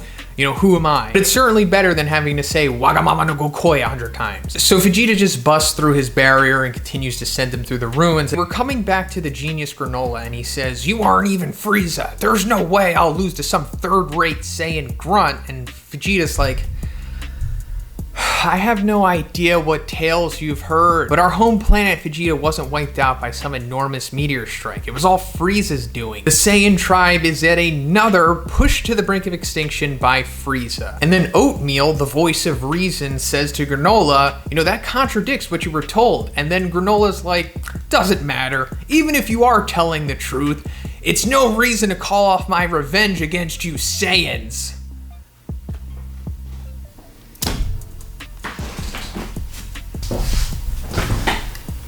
I'm gonna have to pull up Jeremy Johns to finish this one. I swear, I've been trying to like Granolah. I've been looking for reasons, but there's just none. This character sucks, and I don't care about him anymore, and I just want this arc to like move past him. And it's not, because the arc is centered around him. So I hope Frieza comes soon and just kills this dude off or something. I don't know if I could take much more of this character. But Vegeta kicks him in the air, and Granolah like recomposes himself on top of one of the buildings, and Oatmeal starts talking to him again, and he's like, it appears the Saiyans were victims as well. You know, just like you, which is your whole identity here, you being a victim and getting this nonsensical revenge for it. And Granolah's like, so what? That doesn't change the fact that the Saiyans killed my people. And Oatmeal, pretty much the voice of the audience, is like, and yet it does not seem that these two were aware of that. And Granolah's like, stop making sense, Oatmeal. And he throws his headpiece off, and he's like, now that I'm the strongest, I don't need your support anymore. But Granolah goes back to Vegeta, and Vegeta's like, is that red eye the mark of your people? And Granolah says, you claimed I'm not used to my power. And Vegeta says, yeah, I did. You haven't seen enough battle in your time. And Granolah says, well, I'll have to make up for that lack of experience against you now. You are not the only one who grows stronger the more he fights. Of course, Granolah has this ability too, why not? But this goes back to what I was talking about, Vegeta ironically constructing his own L's, because he revealed that he discovered this new form against Granolah. Therefore, he is inexperienced with it, right? Which we are going to see leads to his downfall. But going back to Granolah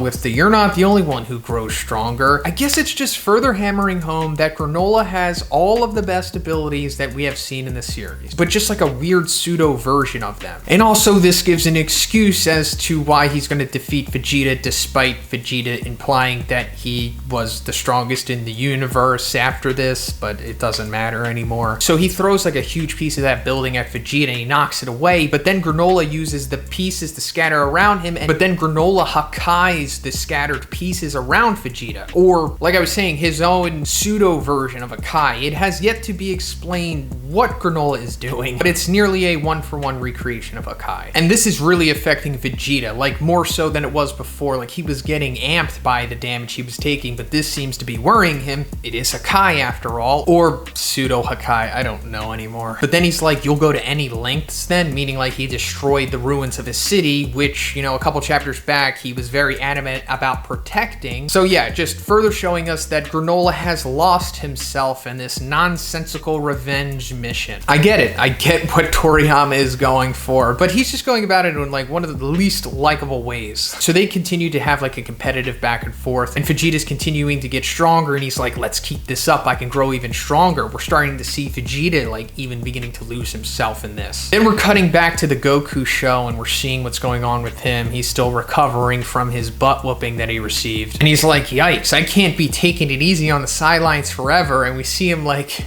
healing himself. But the fundamentals of this is funny because Goku is basically doing the equivalent of this. But anyway, Granolah is like lighting up Vegeta with ki blasts, and Vegeta responds with his own like massive ki blast. It almost like resembles a Final Flash in a way. But of course, this does nothing to Granolah for some reason, and Vegeta appears to be reaching the point of diminishing returns. Like I was saying, he's setting up his own downfall here. Of course, he can only take so much damage. It's not like he'll eventually become the Grand Priest if you keep damaging him. So then Vegeta's like, all right, I'm almost completely gassed here. I gotta finish this. And he straight up does like a Hakai death ball, which is awesome. I'm loving that Vegeta does this. And this also goes back to what we were speculating about for the last month about what he could be doing with this form. You know, we thought maybe it was going to be similar to Toppo the Destroyer in the anime's continuity of the Tournament of Power. Like he was making these huge Kai energy balls, and it appears that Vegeta is doing that here. And he's like, you want to protect this planet? Well, then you better stop this. And Granolah's like, I don't need to. I got Plot on my side. And then he unlocks his left eye to match his right eye, so now he has double special cerulean eyes. I'm not sure why this is helping him combat against this, because as far as I know, it was only explained that this makes him like better at aiming and sniping, but I guess there's more to it, and he like double key blasts the Hakai energy and makes it implode. And I gotta say, this is a pretty cool sequence. If this ever makes it to the anime, it's surely gonna be one of the highlights of that season. And this brings us to the infamous sequence that was revealed yesterday, where Vegeta appeared to be defeated by it, but it appears that it was just Vegeta taking the recoil of that massive Hakai energy explosion that just happened. And then Granolah hits Vegeta with the reverse Uno card, and he's like, I have to thank you, Saiyan.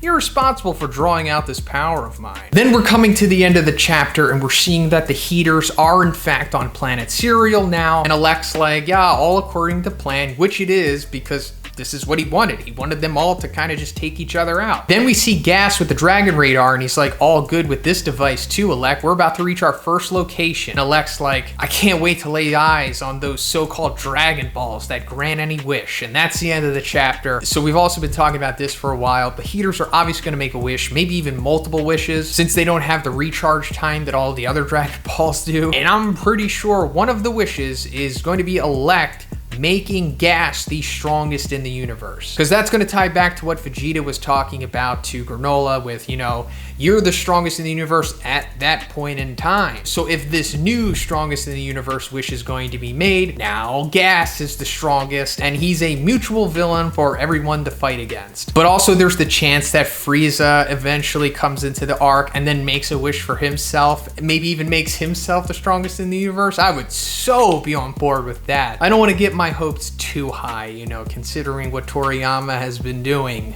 and continues to do. So in the previous chapter, we saw Vegeta throw what was implied to be like a Hakai energy ball at Granolah, and that allowed him to become more powerful, like on the fly, to be able to like forcefully adapt to a situation, I guess. And that caused Granolah's left eye to become red as well, which I guess made him more powerful. It was never really fully explained what's going on with like the cerulean red eyes, other than it giving them like better sight. And instead of using a single pistol, he now uses double pistols, and he blows up the Hakai energy ball. And that basically brings us to where we are in the beginning of this chapter, where he's still like walking down Vegeta, hitting him with double pistols. And he's just continuing to dominate Vegeta until Goku comes out of nowhere and blindsides Granolah in Super Saiyan Blue. And Goku's like, I'll take over from here, Vegeta. But obviously Vegeta's having none of that, and he kicks Goku in the side. And this panel is either a straight up homage or an unintentional homage to Android 18 kicking Vegeta. But then Vegeta's like, there's no one I'd rather beat to hell and back than you, Kakarot. And Goku's like, come on, man, you sure picked a moment for this old attitude. You know, referring to how Vegeta used to act in Z, which is different than the domesticated version that we've come to know in Super. But then Vegeta says, you seem confused, but know that I've only ever agreed to fight side by side when we had something to protect. Referring to like Earth and their families, which is usually the case for these big battles, but here it's not. They're basically like bounty hunters or on a job. And Vegeta obviously doesn't care about planet Cereal. So other than like his own life, the stakes are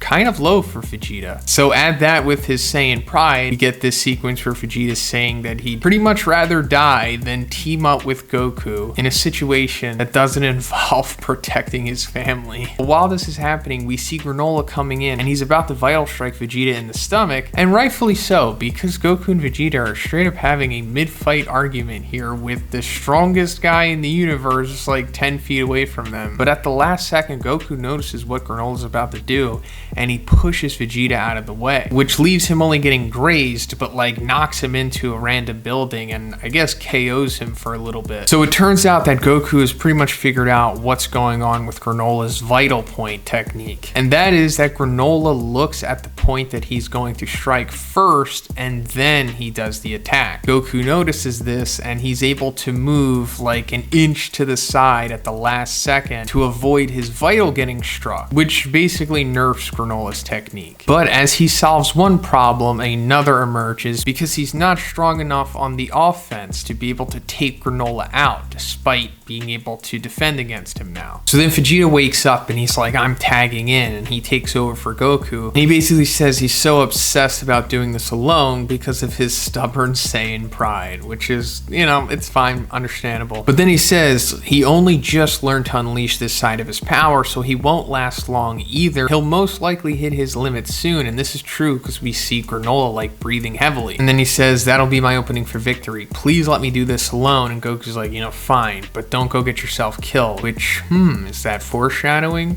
Probably not, but maybe. So then Vegeta goes back into Ultra Ego and Hakai's Granolah's gloves, and it explodes on him, which is really cool, but it just makes me think, like, why not go further? Why not just Hakai all of his clothes? Better yet, why not just Hakai Granolah himself? I mean, Goku did it to Zamasu, and that was like rough Hakai, and he didn't even have any training going into that. So the least Vegeta could do here is at least try to Hakai him or something. I mean, I'm sure he could maybe muscle through it, but we honestly don't know, and I'd love to see it. But then Vegeta knocks Granolah into the new Cerulean City, and if you've been following my reviews, you know that I've been talking about this. It's been foreshadowed a lot in these chapters, and it turns out that Vegeta's assumption was correct. Granolah does not want to fight here. He doesn't want to risk, destroying the new Ceruleans. And he eventually manages to pin Vegeta down and point blank in his face just fires off a whole bunch of his pistol ki blasts. And this is amazing, but how does Vegeta survive this? Clearly it's been established that Granolah is way stronger than him and has been many steps ahead of him for the majority of this fight, and he has him dead to rights, but somehow is not able to kill him with this. But after the smoke clears, we see that Granolah's eye regresses back to its normal form, which is interesting because I would have assumed that since he unlocked the other eye, it would just stay that way, but I guess this is implying that maybe that's a form change or a power-up, something that requires stamina. Then a wall falls down and Granolah sees a new Cerulean mother with her child, and it triggers a flashback in Granolah, and we see him as a child running to what looks to be a church, and this lines up with Granolah's flashback in chapter 68, when at that point we only saw his POV. But now it's revealed that in this supposed church is actually his mother. So clearly the new Ceruleans are reminding him of what had happened. But at the end of the flashback, we both see them scared, looking at something. And going back to his flashback in chapter 68, we can assume that this is going to be when that Ozaru Saiyan was looking into the hole in the roof. And we saw the scar on his face, which heavily implied that he was probably Bardock. And considering what's said at the end of this chapter, I think it 100% confirms that that was in fact Bardock. And we'll get more into him later. But then Vegeta continues to try to play mind games with Granolah, trying to get him to come to his senses, saying that you're just repeating history by eradicating the Saiyans who had eradicated you, and this sets Granolah off, and he's like, no, this was always a peaceful place. You people took everything from us, and I'll never move past that. And then he's like, at last I found my true resolve. I've prepared to burn my very life away. So he's basically going to use all of his energy into one attack and take both himself and Vegeta out. Why? I don't know. He's come to his breaking point, I guess, which it's been shown that he's, slowly been approaching these last couple chapters. And honestly, it's fine with me. I'm not gonna stop him. Then Vegeta straight up accepts death here, and we see Goku trying to stop this from happening, but Oatmeal, who like I said before, implied to be an AI or something, controlling Granolah's ship, comes flying over, but he has Monaito in there with him, and Monaito yells out to Granolah, and that catches attention, dropping his guard, allowing Goku to come in and check him. And I guess that dispelled the massive energy ball he created. But Monaito gets off the ship, and Granolah's like, why did you interfere, Monaito? Stand back and let me finish this. I just want it to end. I need this to be over. Showing how far gone Granolah is at this moment. And Monaito says, you've got some facts wrong. There was one Saiyan who didn't earn your vengeance. 40 years back, the one who actually saved us was a Saiyan named Bardock. And Granolah's like, did I hear that right? A Saiyan was our savior? And that's where the chapter ends. So let's go back to the chapter 68 flashback with Bardock in his Ozaru form looking through the hole in the roof. Like I said, that lines up with the flashback we're getting here. So I'm assuming that what happens is Bardock sees them and saves them, and apparently he saves Monaito too. This totally makes sense because Bardock is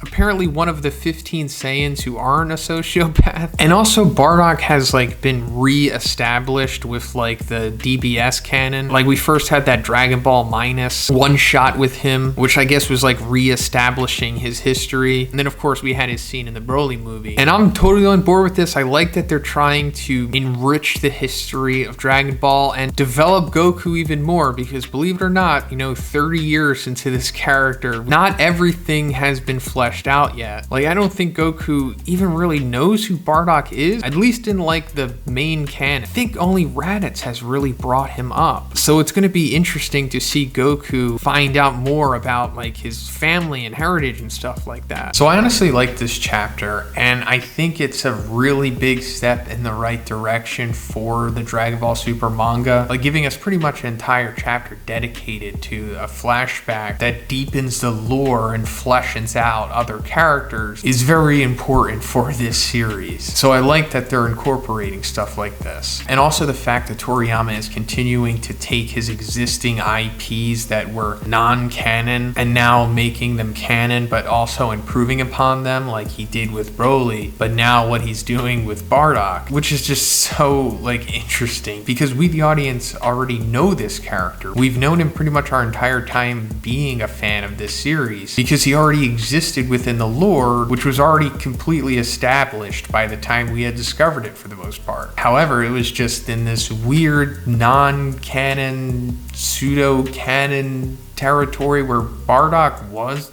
the father of Goku, but like it was never said and he never knew it, but he somehow did, and other people did, but somehow at the same time not really. So it's nice that it's, you know, fully made aware in this chapter. It's fully canonized. Bardock is his dad and he knows now, and everything's all square. And like I also said, developing other characters, especially the MC here, who is finally getting a father reveal after 30 plus years of existing. Now we just need a Vegeta mother reveal. But anyway, the chapter starts off with us seeing the initial invasion of the autonomous Frieza force that was contracted by the Heaters to take over this planet for them so they could eventually sell it. Something that's going to be revealed later on. And as we knew, they completely, eviscerate everyone. And we eventually come to the uninterrupted sequence of Bardock saving Granolah and his mom. And we're seeing that at the moment, Bardock, who, before this point was just a soldier following orders, or, kind of. He had a change of heart on the spot because Granolah and his mom reminded him of his own family, who we see. But at that time, Goku was still in a pod for some reason. I guess Saiyan children stay in those pods until, I don't know, they're like 3 or 4 or 5 or something. So Bardock decides to save them and lie to his teammates about it. So then we come to Manito, who at this point is the last Namekian left, and he has the 2 Cerulean Dragon Balls, and I guess he's about to make a wish. Something that involves maybe getting rid of the invasion here. But these are the Cerulean Dragon Balls after all, so I'm sure this dragon could revive all of the dead people if he wanted. But Bardock shows up and he drops Granolah and his mom off, and he's like, you take care of them and make sure you and them don't die. All right, peace out. By the way, my name's Bardock. So then we're coming to the present day, and this is the moment where Goku finally finds out that his dad is Bardock. And I also like that it's establishing why Goku has the kind-hearted nature that he does, which separates him from the typical sociopathic Saiyan, I guess. And I just think this further strengthens Goku's lore, just him as a character, because I think originally it was like implied that Goku's personality change was because he like hit his head as a child,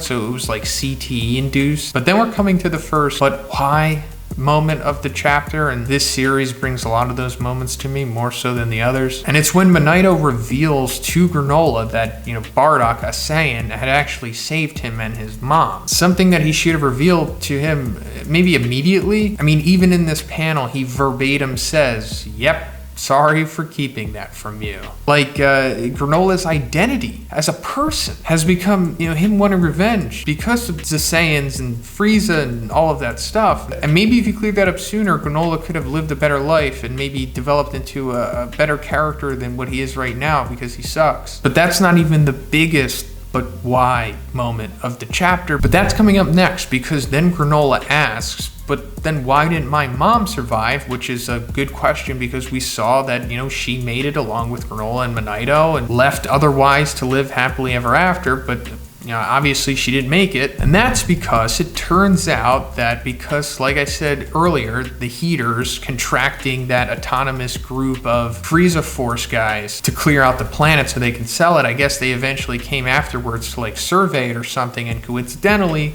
they were in the same area that Bardock, Manito, Granolah, and his mom were. And it eventually gets to a point of where Bardock has to, like, in plain sight, save them, but also, like, not blow his cover of not being a sociopath, I guess. But Elect just immediately forces his hand and just straight up shoots Granolah's mom. Bardock then like retaliates and is able to like get out of there while Gas defends them. And that brings me to like this being the biggest but why moment. Why wouldn't Magneto just tell him this immediately? Because Granolah even became like this weird subservient pseudo friend of them. Like just, no, not good. But then we come back to the present day and we see Elect talking to Gas. And he's like, oh, you're remembering back then when you fought against that Saiyan Bardock? I get it. In a way, your own revenge is tied up in all of this. And Gas says, I will not suffer such a dignity ever again. I have grown strong. And Elect says, you sure have, but it never hurts to have insurance. And he's holding one of the Cerulean Dragon Balls. And in the last panels of the chapter, we see that they're headed on their way to get the second one. So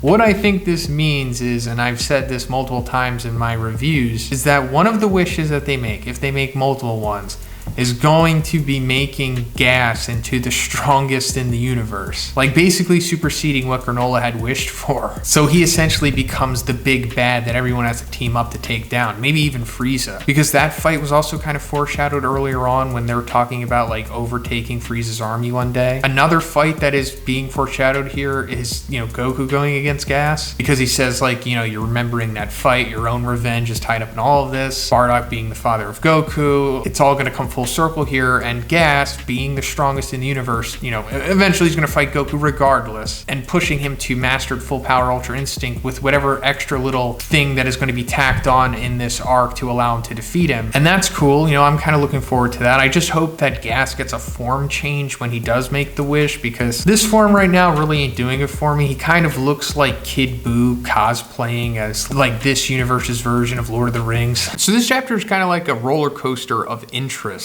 and it unfortunately ends on me being frustrated once again with this series. Like they have everything here to make like a really good, satisfying, not only chapter, but just arc. And they decide to go in the opposite direction. Well, let's just get into it. So in the beginning of the chapter here, the Heaters are essentially making their wish, as I'm sure a lot of us knew that they were going to do. In this sequence, we're finding out that the Cerulean Dragon Balls don't turn to stone after being used the way that the Earth's Dragon Balls do. So this is massive because that's broken, right? Because in theory, you could just keep grinding out the Cerulean Dragon Balls until you become like nigh omnipotent. Especially if you have the Dragon Radar, it's unbelievably broken. Now, I don't think they're going to do that because it would break the story if they just went through this cycle of just getting the Dragon Balls, making a wish, finding them again, and so on and so forth. I mean, they might do that, but at the minimum, they're definitely going to get the Dragon Balls again because there's only two of them and they have the Dragon Ball radar and they've been talking about it. So the Heaters are obviously going to make a wish here. And like I said before, it could have something to do with Gas, like gassing him up or something, making him more powerful. But it's also kind of establishing what the foil of Gas might be, because Gas by far has the most characterization of the Heaters. And that's because I think it's going to play into his downfall. Like we see that he's kind of reluctant to get this wish, but he's also just going to do it because he wants to please Elect. And that's essentially what Gas's character is. For some reason, which may or may not be explained, he is subservient to Elect. You kind of get the impression that maybe Elect found Gas when he was like a kid and raised him or something. So Gas is only really interested in serving /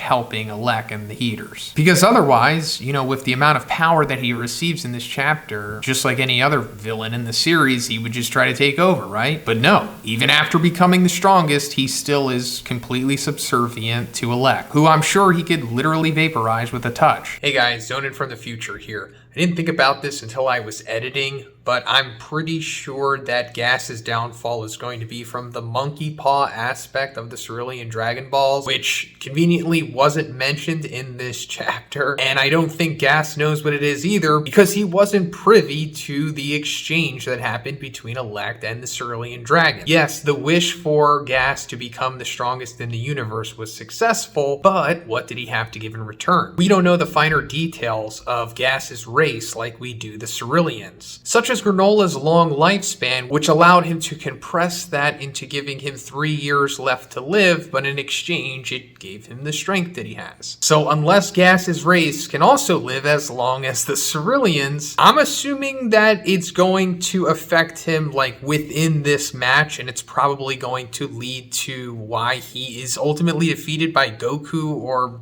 Granolah, maybe? Probably Goku because of the Bardock thing. I guess they're gonna leave Elect to Granolah. But anyway, back to me from the past. We're coming back to Goku and the gang, and Monito is explaining why he had to lie to Granolah about the Heaters killing his mother, and it's because the Heaters essentially forced him to, because they saw interest in him as a kid, because he became a bounty hunter when he was like 7 years old or something. So he figured instead of taking him out, just make a resource of him and force Monito to lie, and if he does tell the truth, he'll just take them both out. Makes sense because otherwise Monito would just be an even bigger idiot than he already is. But then I like when Vegeta chimes in here. He's like, hey, by the way, did Bardock beat Gas? Like, reminds me of like when the anime community will call somebody a meathead for only being interested in the fights in a series. And Monito says he sure did. That's how he survived. But then Vegeta's like, Bardock was a low-class warrior. As far as I know, was Gas really that weak? Which also sounds like somebody in the comments section. And then Monito says, nope, just the opposite. Gas was very strong, but, and then we don't find out what he was about to say. And I think that this might be setting up a future power-up for Goku because Bardock might have had some kind of special ability that allowed him to defeat Gas. Because Bardock had some kind of like clairvoyance ability, right? In like one of the side cannons of Z. And I always thought that would be really cool if Goku eventually unlocked like a clairvoyance ability because he hereditarily received it from Bardock. Now, I'm not saying that this is going to happen, especially with like the clairvoyance stuff, but it could. And if it's not the clairvoyance, it could be like another ability. Something that gives Goku an excuse to have like an organic and, like I said, hereditary power up. And since Goku is for sure going to fight Gas, and it's going to essentially signify the rematch between Gas and Bardock, then I could totally see Goku unlocking this ability that Bardock may or may not have had, that he may or may not have used to defeat Gas. But anyway, Alec immediately makes the wish, and I really like how this plays out because you're seeing it from like the perspective of Goku and them as Alec makes the wish off panel. And by no surprise, it turns out the wish was to make Gas the strongest in the universe. And it's fine because, like I also said before, they all need a common enemy here, especially if it's not going to be Frieza. But I do think he'll show up later. Also, it turns out that the wish made him tall too. It remains to be seen if Alec made like multiple wishes, which I do think he's going to, because they told us that the Cerulean Dragon Balls don't have a recharge time for a reason, and they have the Dragon Radar too. So there's going to be like a new jumping the shark moment for this series later on in this arc, I think. But anyway, as expected, Gas goes on to dominate the trio here in a pretty cool sequence. It kind of reminds me how Thanos handled the Guardians of the Galaxy when they met at the Collector's base in Infinity War. Because Gas here essentially has like the Infinity Gauntlet with most of the stones. Why not? He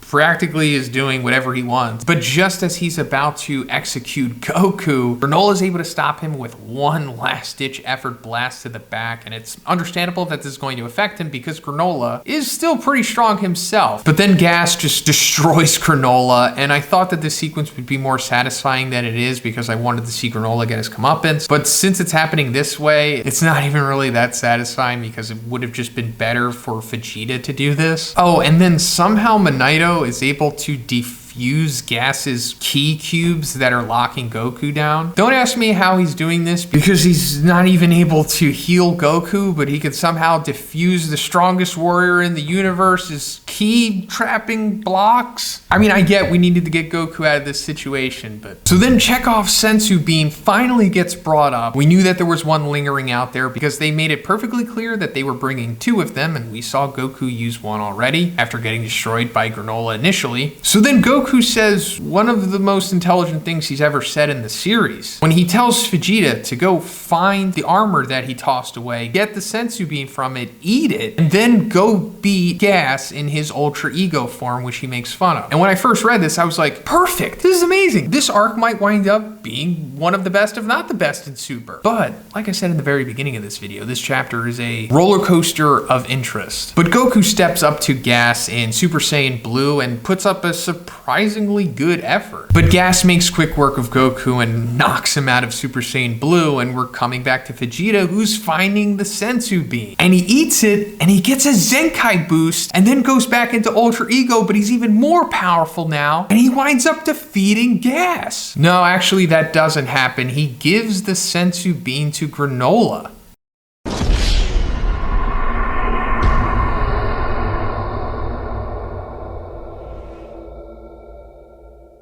So the chapter starts off with Elect basically confirming that he did in fact off-panel make the wish for Gas to be the strongest in the universe. Something that he learned he could do from the genius Granolah. But there's another element to the wish that he's not pointing out here purposely because it's going to be a big reveal later on, but there's like the monkey paw element to making the wish with the Cerulean Dragon Balls, or at least becoming the strongest in the universe using them. Because when Granolah made that wish, the dragon said, I'm gonna have to reduce your lifespan in order to make you that powerful. And I think the Cerulean lifespan, or at least Granolah's lifespan, was like 150 years, something like that. It was like over 100 years. And it basically reduced him down to only having 3 years left to live. Now, as for Gas's race, which I assume is the same as the Heater's race, they all kind of have the same years, except Gas looks like Kid Buu for some reason. But I don't think we're aware of what their lifespan is like. But in the flashback, Gas seemed to already be an adult when Granolah was just a child. So that could factor into this. I think it would be pretty cool if Gas winds up losing this fight because of like the monkey paw drawback of the wish. Like maybe it reduced his lifespan so much that he only has like an hour left to live maybe. And Elect possibly knows that and doesn't care, did it anyway, which further builds him up as being scum. You know, since like Gas ostensibly is in love with him. And I'm thinking this might happen in the next chapter because I think that one might be the penultimate of this arc, because it was recently announced, I think at Jump Fest or something, that in 2022 a new arc will start or something. I'm paraphrasing, but basically implying that the Granolah arc is going to end soonish and a new arc will start. And since it seems like we're coming to the end of this arc, I'm guessing maybe there's only like 3 chapters at the most left. And that also is why I think Frieza is going to do this big grand thing, which I'm going to talk about later. But we're coming to Vegeta because at the end of the previous chapter, he gave Granolah his only Senzu bean so that Granolah could go on to fight Gas and redeem and fix everything. That's right, Vegeta is doing the job to Granolah in not only the fight, but also in the character building aspect as well. Yes, I know that this ultimately strengthens Vegeta as a character, but that doesn't mean that I have to agree with how it was executed. But anyway, Granolah is back to full power now, and he gets Oatmeal back, and I guess this is confirming that Oatmeal is in fact AI. It doesn't really seem like it even matters. Now that he has Oatmeal back and his full power, he unlocks his like special Cerulean Eye ability, so now he has double Cerulean Eye, and he has like access to this Tony Stark Jarvis type of fighting style with the assistance of Oatmeal, which allows him to get the upper hand over Gas in this fight. It's actually pretty cool. I like the way that this plays out. But the story of this fight is essentially like 2 pay-to-win noobs fighting each other, but the pay-to-win noob who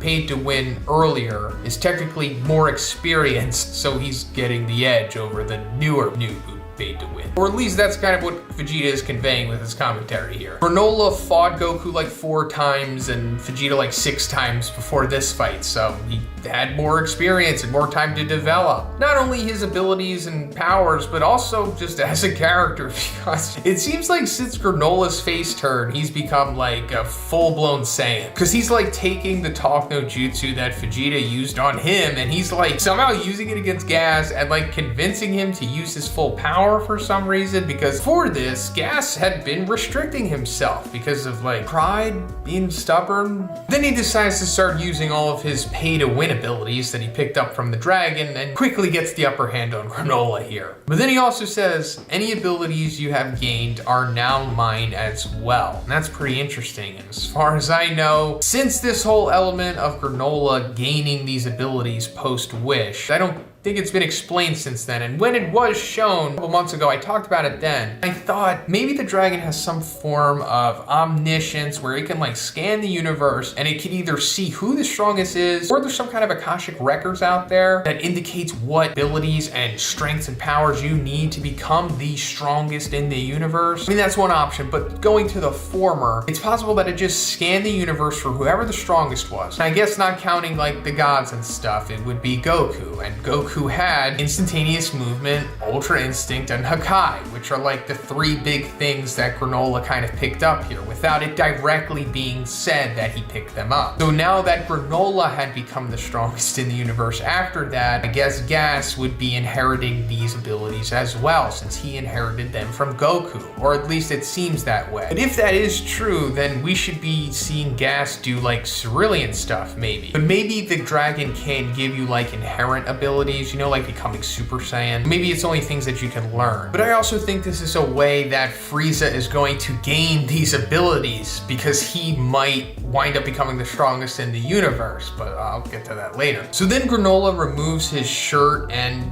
actually gets an aesthetic upgrade here, but this also, like, I don't know, increases his confidence or something, because now he's able to fight neck and neck with Gas, who's also, you know, using his pay to win abilities now. And they're just spamming all of these broken abilities to the point of where Goku's like getting annoyed by the serious power creep happening before his eyes. I know it's only okay when Goku does the power creep. He doesn't like it when others are doing it. But Vegeta's like, well, you know, they are spamming those amazing, powerful techniques, you know, like a pay to win noob would. But have you ever seen instantaneous movement used so sloppily? So I think that's kind of saying what I've been saying. But, you know, Granolah does it more accurately, I guess. So he still stands a chance. And that's where the chapter ends, with like Granolah confidently staring down Gas, who is visibly worried. Hey, if you've made it this far, maybe you'd be interested in following me on Twitter. I'm pretty active on there, and I talk about all the new battle anime and manga stuff going on, all of the new spoilers and big news and releases and all that stuff, as well as just nerd culture and pop culture and topical stuff. Maybe sometimes I'll even try to post some crappy memes too to liven up your timeline. But if Instagram's more your thing, you could also follow me on there too. I'm not as active, but I definitely plan on being more active there starting next year. So yeah, please check out my other social medias. Thanks, guys. So I already said where I think it's headed with Gas. I think the monkey's paw is eventually going to get him in the end. But as for Frieza, I'm thinking he's going to show up here because Elect says I have one more urgent errand to handle. That could be meeting with Frieza. Because, you know, Frieza has been talked about so much in this arc, and if he doesn't show up, this would be even particularly bad writing, even for Dragon Ball Super. No offense, but you guys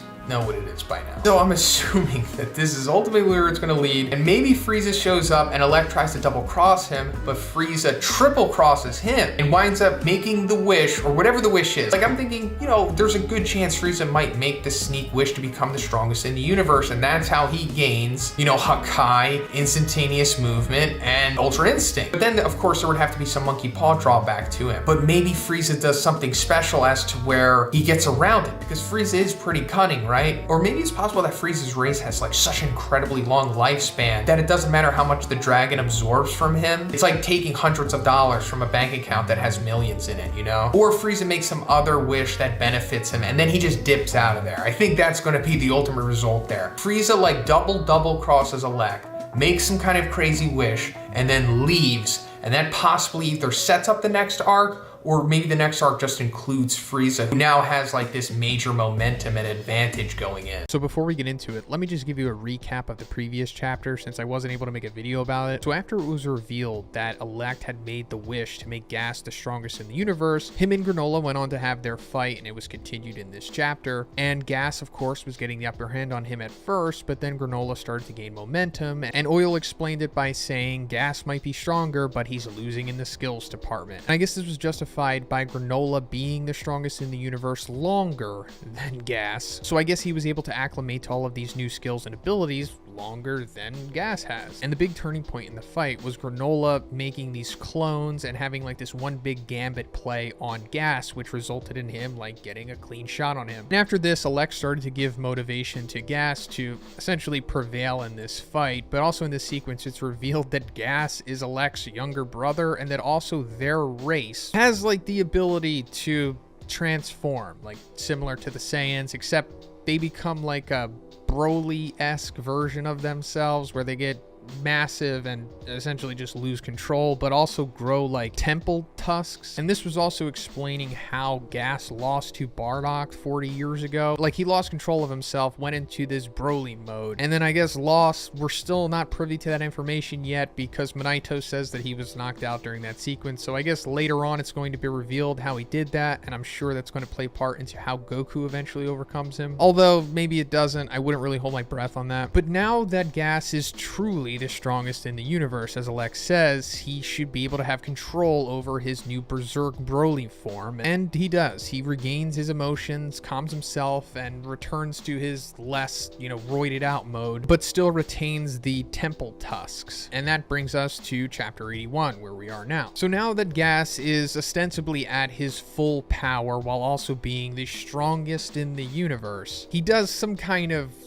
eye spell to Goku and Vegeta here, but it's described as being hit with some sort of spell and their body feels heavy. But while this is happening, Granolah actually does something really intelligent for once and just straight up tries to attack Elect. But Gas then reveals that he can not only instantaneous movement himself, but he can now instantaneous movement others, and he uses it to move Elect away from Granolah's strike. And then Granolah and Elect have some more back and forth where it's like, hey, you killed my mom, and he's like, well, but I didn't kill you. And while Granolah's distracted trying to fire at Elect, Gas straight up comes with a kick and breaks his forearms, then shoots him in the eyes. This is a particularly brutal sequence for Dragon Ball Super, and while Granolah is all, shot in the eyes and his arms are broken, Elect comes from behind him and shoots him with some kind of space gun, and it blows out his abdomen, and we're led to believe that Granolah is dead at this point, but of course, he's not. And then once all hope is lost, the typical Dragon Ball thing happens where whoever is there with Goku gives him the last of their power. So, he can find some way to Deus Ex and save the day. So now we're finally coming to the Goku versus Gas fight, which we all knew was going to come to this. And Goku's able to go into blue at this point, but he's maintaining his emotions because it conflicts with his ability, Ultra Instinct, of course. And this also allows him to break out of Gas's spell. And Goku tries to go into Talk No Jutsu mode, and he's like, I've got no reason to fight you, so could you just leave this planet already? And Gas is like, calm and collected, are we? No rage over the death of your friend? And that made me think, why is Granolah Goku's friend? I mean, I get it within the writing of Dragon Ball, but also it's why? And then Goku goes on to explain what I just did previously with oh, I'm mad, but anger is an emotion that messes with my special move. And then Gas says, I don't understand. And this is for sure playing into how this fight is eventually going to play out, because later on, as we see, Goku kind of exposes these pay-to-win kids, which is what this whole Cerulean Dragon Ball Broken system was in the first place. Becoming the strongest in the universe means you are on the surface the strongest, but that's all essentially you're getting. You don't get the skill and the nuance that comes with all of the training and the hours put in to develop these abilities and master them. Like a kid in a video game, they buy all of the best gear and all of the best abilities and everything, and on the surface they are the strongest players on the map, but they're not the best players. Then Gas starts summoning these adventure movie trap ceiling and trap wall things and tries to attack Goku with them, but it's not necessarily working out. Then he straight up does a Doctor Strange from No Way Home at him by throwing trains at him. And Gas, rightfully explains that thank you for humoring me with my toys and tools. I wanted to test out my power. I wasn't expecting this to kill you. Which I'm glad they at least put this out there, because Gas should be able to just completely dominate him at this point, right? But the other reasoning to this is, essentially the same reasoning that we get from a lot of these characters as to why they just don't straight up kill the heroes, or also vice versa. He's trying to draw out the strength of Goku, but also on top of that, he's trying to get redemption for the L that he took against Bardock 40 years ago. And now that he knows that Goku's the son of Bardock, this is the best chance that he's gonna get.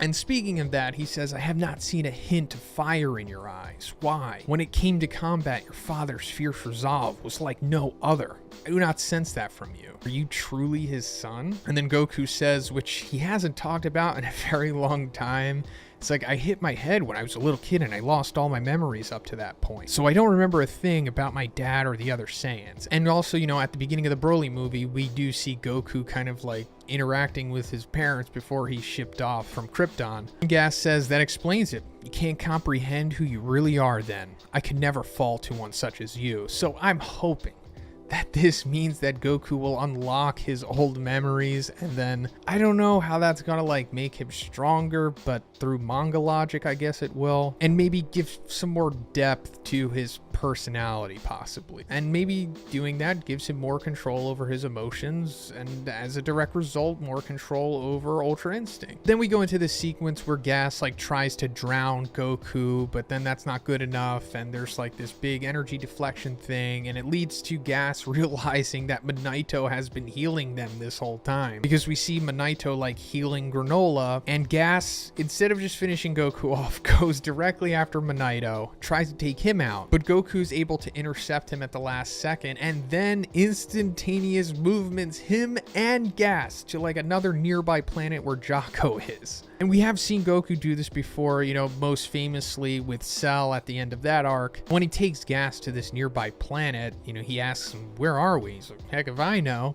Well, what I can say is that you'd never be able to make it here with that version of instant teleportation. And then Gas is like, you still believe a technique of yours is superior to my own? And Goku's like, sure do. I've been using that move for years and years, and it's not a simple one to master. This is going back to what I was saying about, you know, the pay to win kids versus the actually skilled players. And I've also been saying this throughout my reviews of this arc, that it's probably never going to be fully explained, but it seems like the Cerulean Dragon scanned the universe for who the strongest was, and I guess Beerus and Whis just don't go into that equation for some reason, so it was just looking at all of the mortals, and I guess that means that Goku truly was the strongest in the universe, and it was kind of like, okay, so what makes him the strongest in the universe aside from just having a super high power level? Oh, all of these abilities and all of the stuff that he's mastered. So let me just take all of these, you know, awesome defining abilities that he has, along with a super high power level, and then just give it to this guy who's requesting to be the strongest. So that's where we get like the pay to win stuff, and why we see all like these pseudo versions of instantaneous movement and Hakai and Ultra Instinct. Then they start to have another scuffle, and Goku's like, can you really follow me wherever I go? And this is clearly Goku goading Gas into what I'm assuming is going to be his ultimate demise here, exposing him as the pay to win kid that he is. So then we see Goku like teleport away, and then Gas is like, don't underestimate my power. And then he seemingly follows Goku. And yeah, we don't know where he's going, of course, because that's where the chapter ends, but he might be taking him someplace pretty interesting. And I don't want to hype myself up or hype you guys up as well, because, you know, whenever we get our expectations up with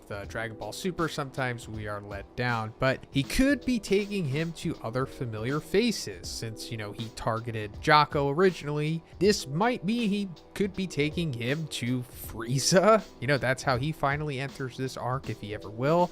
More fantastical expectations could be Broly, because I guess, you know, within the manga's canon, he would know him because, you know, that was established.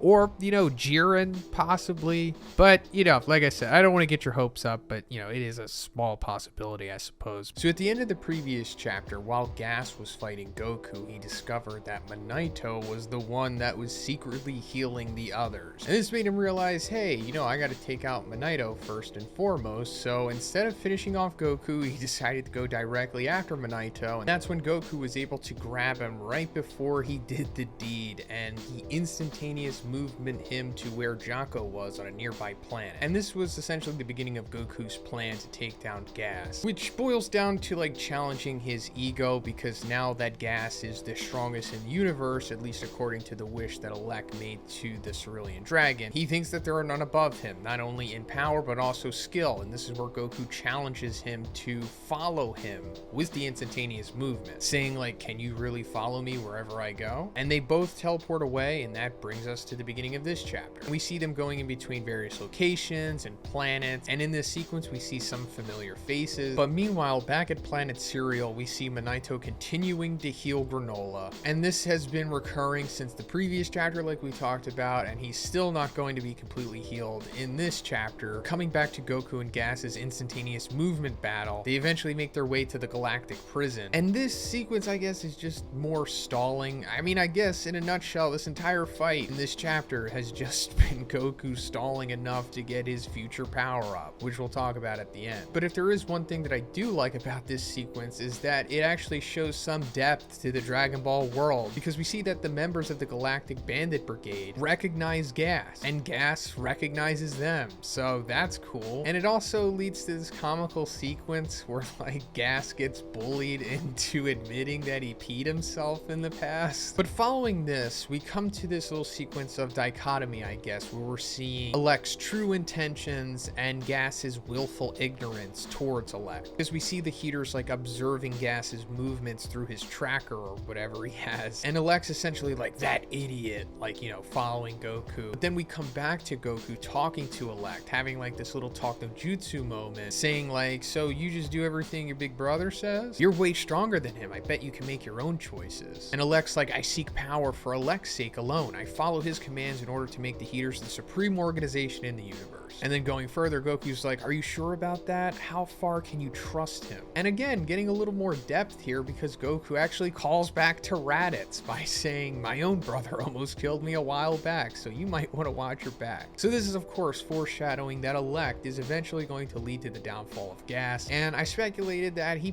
probably already has, because we currently don't know all of the variables to the wish that Elect made to make Gas the strongest in the universe. The whole big theme with the Cerulean Dragon Balls and making this ultimate power wish has like the whole monkey paw aspect to it. We saw that when Granolah made the wish, it reduced his lifespan to like 3 years. So I'm assuming that something similar happened to Gas. We don't know what the Heater's lifespan is. We don't even know what their race is outside of how their unbound form works or whatever. But we do have enough insight to know that Gas fought Bardock 40 years ago, and we know that Granolah was a kid at that time, so he's definitely way older than Granolah. And I think it said that the Ceruleans had like a lifespan of 150 years or something, so either Gas's race is similar to that or a little more. But what I'm trying to say is that Gas's downfall is probably already happened. Maybe he only has like a couple hours left of his lifespan or something. I think that would be a pretty cool twist. And then I guess Elect will be the one to reveal that by saying like, hey little brother, it was like necessary, you know? Like, hey, you fulfilled your duty and it's okay if you die now, because now I'm going to be the one reaping the benefits of it, which is what we always wanted, right? But Goku and Gas's instantaneous movement fight continues until they get to where Whis is currently, who is also with the Oracle Fish. And aside from the very end, this is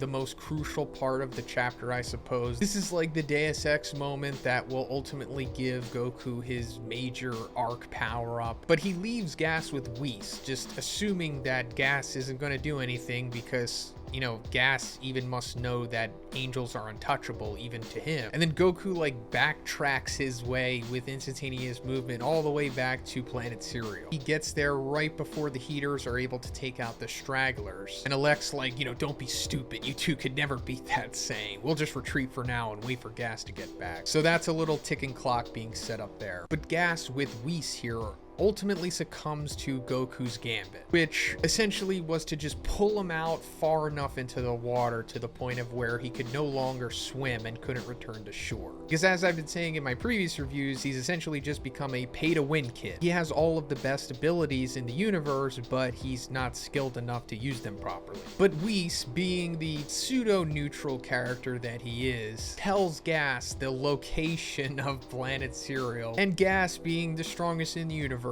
can fly millions of times faster than the speed of light and survive in the vacuum of space, and he's going to reach Planet Cereal in 20 minutes from his location. So Goku starts helping Granolah, Vegeta, and Manito like get back on their feet. Then out of nowhere, Oatmeal, Granolah's AI companion thing, transforms into like a robot form, and I guess he has become the new Giru of Dragon Ball Super. If you're not familiar with Giru, he was kind of like a heel turned face in Dragon Ball GT. Anyway, back to the whole Deus Ex moment that I was talking about with Whis, because he conveniently put this FaceTime thing on Goku so that he can communicate with him. And this was all basically for the purpose of them to discuss Goku's future power-up. Because Whis is like, hey, by the way, has your training borne any fruit yet, Goku? He's like, no, I'm still having a lot of trouble with. I just can't keep my heart calm the way you do. do, Whis? And then Whis is like, well, I am an angel after all, so, you know, I'm kind of different. But then Whis says, it's up to you to discover your own unique version of Ultra Instinct. Listen to the voice within you. Deep down, what are you really? And then immediately after that, and coincidentally, Manito's like, hey, son of Bardock. Like, he clearly knows his name, but he's still referring to him as that because it's telling us, the audience, that like,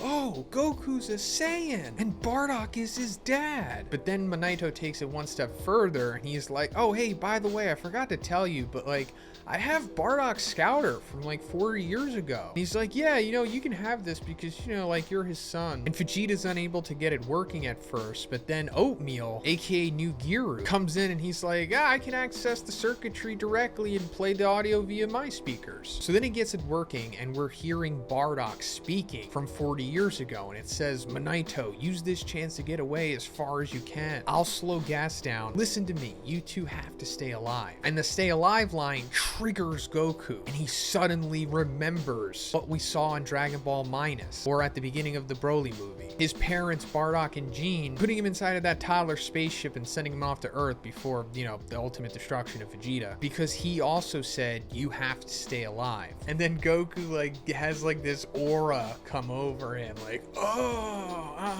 I'm a Saiyan. So yeah, I guess this is what we all ultimately expected was going to happen, because the big theme of Goku's impending power up here was having a better control over his emotions so that he could better develop his own unique version of Ultra Instinct. And we thought, okay, so since Bardock has come back into play here, Goku saying that he doesn't remember being a Saiyan, doesn't remember Bardock, that's probably going to come into play here. Him remembering who he is will, I guess, unlock the full potential of his mind or something, therefore giving him better control over his emotions, since he no longer is just full-blown human brain.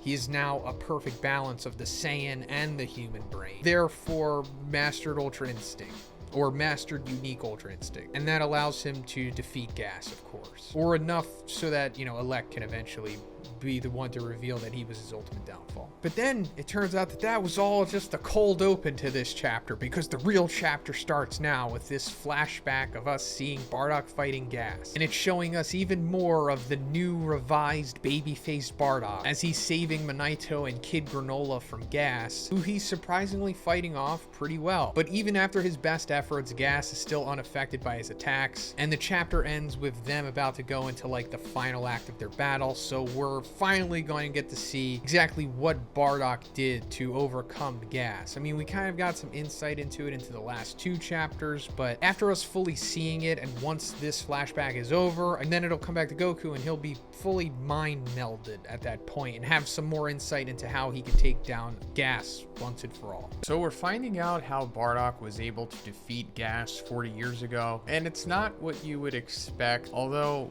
maybe you would. I'll try my best to make sense of it when we get to it, but this might be a problematic chapter. But anyway, coming off of the previous chapter, Goku, I guess, started to unlock his memories or whatever once he heard Bardock's voice through his scouter that Manito collected 40 years ago, and it sent us back into the flashback of Bardock going against Gas. And Bardock was telling Manito, like, hey, take little Granolah, get out of here, and I'll fight Gas. And coming into this chapter, we see Manito being very annoying, where he says, like, Bardock, you know, we'll take the fate hands us. You've done enough. There's no reason for you to lay your life down. Run and save yourself. And it's like, bro, clearly he is trying to save you here, and that's all he's been trying to do. Do you think he's really just going to like run away and then let you die? But going further, Gas says, I should mention, you could flee right now, but the Saiyans aren't fated to last much longer anyway. And Bardock's like, what's that supposed to mean? And Gas says, just something I heard from Elect. So I actually like this because I think this is either Toriyama or Toyotaro trying to come full circle with Bardock's character. Because in Dragon Ball Minus, which I'm pretty sure this whole arc, or at least a flashback of it, is trying to tie into, since we actually see glimpses of those panels of Bardock and Jean sending Goku to Earth. Now, of course, that also happens in the Broly movie, but originally happened in that Minus manga. But before he sends Goku Goku away, Bardock kind of has this intuition that Frieza is going to do something nefarious to the Saiyans, as where no one else is the wiser of that. So instead of him just randomly thinking that, him being, kind of teased about it prior with Gas and later on, as we'll see with Elect, makes sense for him to feel the way that he did. So they go on to fight a little more, and it's kind of just further establishing that Gas is much stronger than Bardock, but Gas transforms a little and reveals his inner nature. We saw that the Heater's race were capable of this transformation a couple chapters back, but Gas at that point had gone like full-blown unhinged Broly form. But here we can see that they can kind of do this intermediate form where they don't fully lose control of themselves, but still get a power up. And of course, he continues to beat down Bardock. But meanwhile, we see that Manito goes back to his Namekian house, and he has the 2 Cerulean Dragon Balls in there. And he says using the Dragon Balls for your own benefit is forbidden,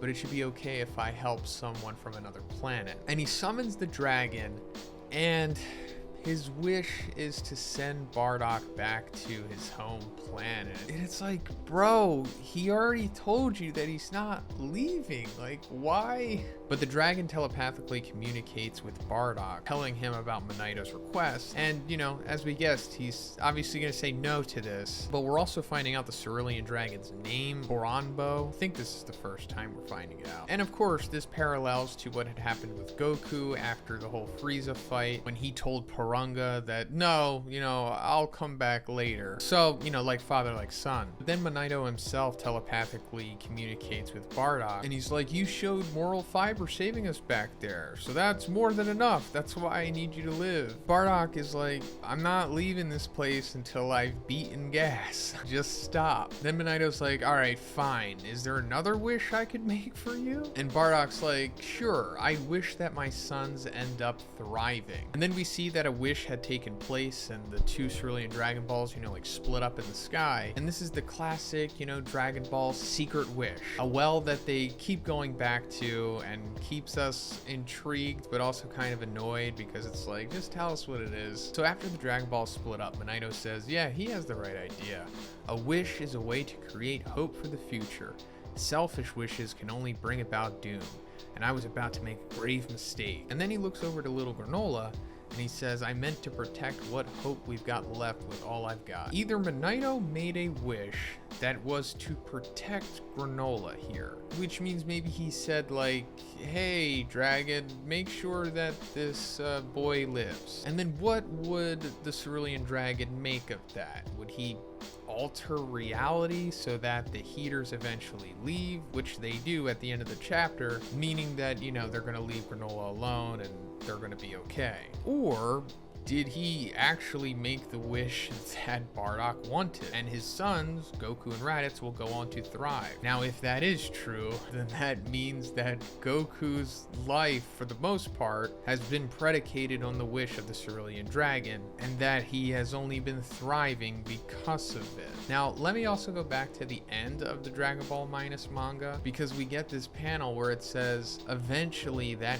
fated child grew up to become a fine man and would unknowingly face his nemesis Frieza. Now, like I said, it's possible that Toriyama and Toriotaro are trying to come full circle and tie into the continuity of Minus and make everything make sense. So it's possible that they're like either retconning this or making that fated line up with this. I don't want to put too much weight on that because that seems even a little too much for Dragon Ball. But I guess they kind of do go on to thrive. They grow up to be adults, wind up not dying on planet Vegeta after Frieza nukes it, and they both ultimately wind up dying at the same time against Piccolo. Goku getting wished back eventually, of course, but I just don't know with this. Now, another option for the wish is that he just makes Bardock more powerful, strong enough so that he's able to defeat Gas, because going further into the chapter, Gas is just beating him down, and it gets to the point of where he actually removes his tail. And I'll come back to that because maybe they're showing us that for a reason. But Gas winds up throwing this spear at Bardock, and then wouldn't you know it, Manito comes back and jumps in the way and takes the spear in his shoulder, defending Bardock. So the fact that he's just leaving Granolah be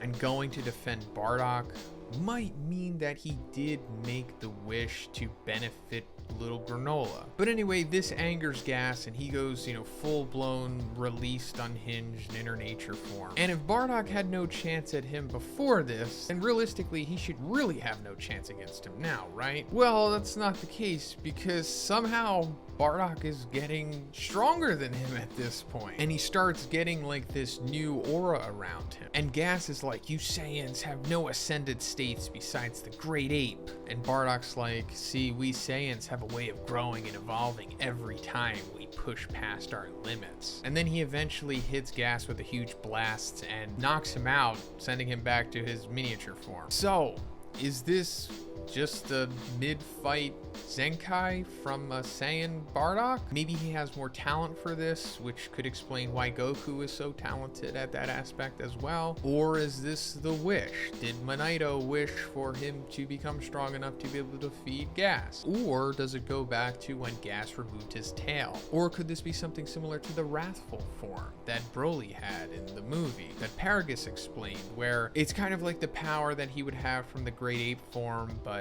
internalized in his base form, and it's like a 10 times multiplier or something. I mean, it could be that, but he's not displaying any kind of symptoms that Broly did. And the only thing that really makes me think that is, they showed us his tail being removed. So either that was just to establish that Bardock's not going to have that out of the great ape transformation, or he's like instantly is able to tap into wrathful without training it. But then again, since they're not even mentioning that at all, I don't really think they expect the reader to know that, maybe. So considering that the only exposition that we really got was, we Saiyans have a way of growing and evolving every time we push past our limits, I guess that's literally what is happening here. It's just a mid-fight Zenkai. So then Bardock collapses and Elec comes to pick up Gas. And Bardock's like, I thought you were loyal to Frieza. And Alec's like, well, when it comes to business, there's a hand you show and then there's a hand you don't show. Speaking of, your kind doesn't even know what Frieza is really planning, right? While you're in a daze playing catch-up, don't be surprised if a meteor drops on your head. And then he shoots him in the arm and he falls off a cliff. But like I said, going along with what Gas said earlier, this is just a nice way to come full circle with why Bardock was suspicious of Frieza in Dragon Ball Minus. And of course, which ultimately led him sending Goku off planet. Then Elec gets a call from Maki saying that Frieza's ship is incoming and he better get his butt over there. And then he's like, all right, I'll be there. And then he leaves with Gas. And then the chapter ends with Manito reconvening with Bardock. And then they realize, hey, they're both alive. And Manito says, you won the battle, Bardock. So it's like, was the wish for Granolah to just simply survive, and that the dragon made it so that Frieza's ship came there so that Elec would leave and leave Granolah alone? Or was the wish to make Bardock stronger? Not really sure. I would assume it's the former here, and maybe Bardock just did get a mid-fight Zenkai. So we have a pretty strong chapter this month. Goku and Vegeta teaming up at the apex of their powers, using Ultra Instinct and Ultra Ego, and we'll get into that. But coming off of the previous chapter, we saw the end of Bardock's flashback, where he was able to defeat Gas, which I guess was just a result of him having like a mid-fight Zenkai against him, like the Saiyan's inherent ability to get stronger on the fly, like mid-battle. And also we found out that Manito made a wish to the Cerulean Dragon on his behalf, and in this chapter we're finding out what it actually was, and we'll get into that too, because coming into the beginning of the chapter here, we see Manito ending the recording that was playing on Bardock's scouter that he left with him. And as we saw previously, Goku hearing Bardock's voice triggered his suppressed memories, if you will. And we see this montage play of him in his infant years while he was inside of that goo pod or whatever it is. And when we come back to the present, he says, I feel like I finally understand what Saiyan pride is about, or rather, I remember what it's about, along with my dad's face. The thing is, I haven't had total faith in my power. So this is pretty cool, Goku getting introspective here. But another person who's getting introspective is Vegeta, who says, I've lost sight of it as well. My burden is not the sins of all Saiyans, but our people's pride. Why did it have to be your father of all people who helped me realize this? So this is great. This is like a full-blown character arc on both Goku and Vegeta, more so Vegeta here, but this is something that has been plaguing him, you know, intermittently throughout the entire series. I mean, like Z and Super. And we'll see in this chapter that him coming to realize this takes like this weight off of his shoulder and allows him to be way more free. But then he says, and to think that you and Raditz survived when you were young because of a wish on the Dragon Balls. That's not fair. So that right there is confirming what Manito's wish was in the previous chapter. Because in that flashback, we saw he tried to make a wish to the Cerulean Dragon to like send Bardock away from Planet Cereal to avoid being killed by gas. And the dragon asked Bardock like, hey, do you want to be sent away? And Bardock was like, of course not. So then Manito, like telepathically communicating with Bardock, asked him like, hey, do you just want me to make you another wish instead then? And Bardock said, I'd wish that my sons end up thriving. And to be honest, I wasn't really sure that this was literally going to be the wish that was made by Manito. I thought maybe there was going to be like a swerve and he decided to make a wish on Granolah surviving or something, but no, he quite literally made that wish. And considering what is being said here, this is the direct reason why Goku and Raditz were able to survive Planet Vegeta being destroyed and while they wound up thriving. At least Goku going to Earth and, you know, being raised by Gohan and all that stuff, and Raditz, you know, tagging along with Vegeta and Nappa for as long as he did. But I guess that's as far as the wish went. And to be honest, even at the time when we were considering that this was a possibility, I never thought that this just meant that Goku was going to be saved the entire series. I'm pretty sure it only went so far. But we'll ultimately never really know the nuances of this Cerulean Dragon wish anyway, so it's up in the air regardless. But anyway, after this, Manito winds up healing Goku and Vegeta, so they're back to normal, at least for the most part. And then he hits them with a clothes beam and gives them like traditional Saiyan armor, pretty much a replica of what Bardock had. And Goku's like, could I just have my original outfit back? I can't get used to this jacket. And Manito's like, what, you don't want to dress how Bardock once did? And considering how quick this scene comes and goes, this is either just fan service or this might come back later, like they might need the armor for something possibly, but maybe not. Maybe it's just more so the former. So then we see Gas finally comes back to Planet Cereal and finds where Goku and Vegeta are. Like a couple chapters back, he was chasing Goku through instantaneous movement, and Goku wound up eventually losing him and buying time for them to go through this whole Bardock stuff, which led to Gas like manually trying to fly back to Planet Cereal, which took him this long to get it done. So then Goku and Vegeta step out getting ready to fight Gas, and Vegeta says, I want to defeat this one, even if it kills me. How about you? And Goku's like, well, I'm not letting you have all the fun. Then Vegeta says, fine, we'll fight together then. And this is awesome.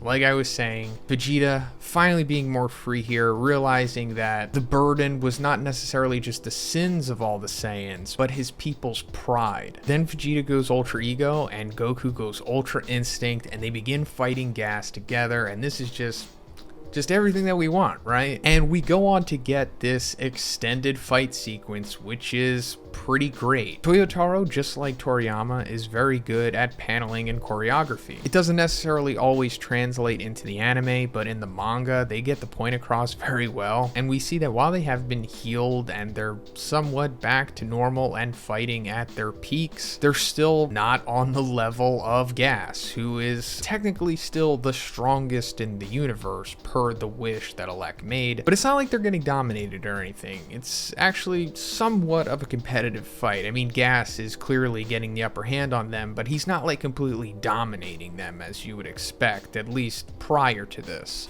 And it eventually leads to this sequence where Gas like tries to hit them with this huge ki blast, but then they wind up jumping over it, and then we get them both countering Gas with a Gallic gun and a Kamehameha. This is like a great sequence. But Gas unfortunately avoids this and winds up getting the upper hand on both of them. And while Gas is like stepping on Goku, Vegeta in the back is like, move aside, Kakarot. This is a God of Destruction move capable of erasing mere mortals. So I guess this is like a Hakai Death Ball, right? And it's understandable because Ultra Ego is based around Hakai energy. But this also brings me back to what I was talking about originally when we saw Ultra Ego revealed and he was going against Granolah. And it's like, why doesn't he just Hakai gas? I mean, it's never been fully explained like how that works, and if you could do it against someone who's too strong, can they just like muscle through it or whatever? Because we see once this is thrown at gas, he can like defend against it with like his shield. But what if Vegeta just like straight up like tries to Hakai him the way that like Goku Hakai'd Zamasu? It doesn't seem like they're going to explore that, but I would like to see it anyway. But after a little struggle, Gas is able to reflect the ball back at Vegeta and Goku. And while they're both like defending against it, Vegeta like jumps out of the way and leaves Goku to defend it, who is like trying to stop it from destroying the city behind him. And Vegeta uses this opportunity to attack Gas while this is happening, but Gas still is too much for him at this point. And he has Vegeta down and he's like walking over to him and he's about to blast him for like the coup de grace, I guess. And as Goku's like deflecting the Hakai Death Ball from destroying the city, he comes back to like help Vegeta, thinking that like he's about to die or whatever. Then we see Vegeta just straight up knocking Gas, and then Goku and Gas are surprised, and Gas is like, what trick is this? How is your body still moving? And Vegeta's like, damage is nothing but fuel for me. Do you realize what that means? I'm only getting stronger. And then that's where the chapter ends. And this is of course because of the properties of the ability of Ultra Ego. Essentially, the more damage that he takes, the stronger that he gets. Now, while that is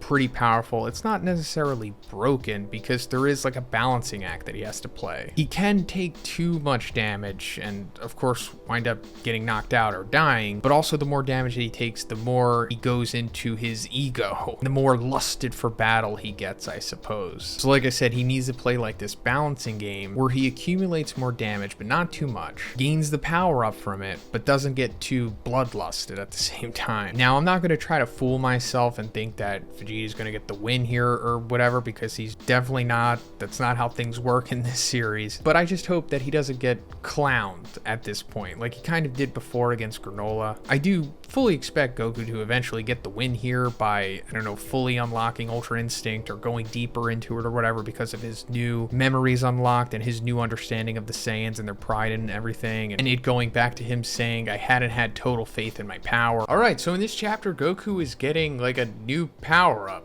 slash new form, maybe? Not so sure about the latter there, but the former is pretty evident. But regardless, it's pretty ambiguous what's going on in this chapter exactly. And I guess we're just gonna have to go off some contextual clues to really fully make sense of what's going on here. But nonetheless, he is certainly become stronger as a result of whatever he's doing. So strong, in fact, that he is surpassing Gas. So while getting beat down by Gas, Vegeta says, my Ultra Ego continues to evolve. But what of your Ultra Instinct? It seems no different than before. Figure it out fast. And while Vegeta says this to Goku, he is in his mastered Ultra Instinct form, which we, the audience, have been led to believe at this point that that is the apex of Goku's power. But apparently that's not going to be the case anymore after this chapter. So then Goku says, my own Ultra Instinct.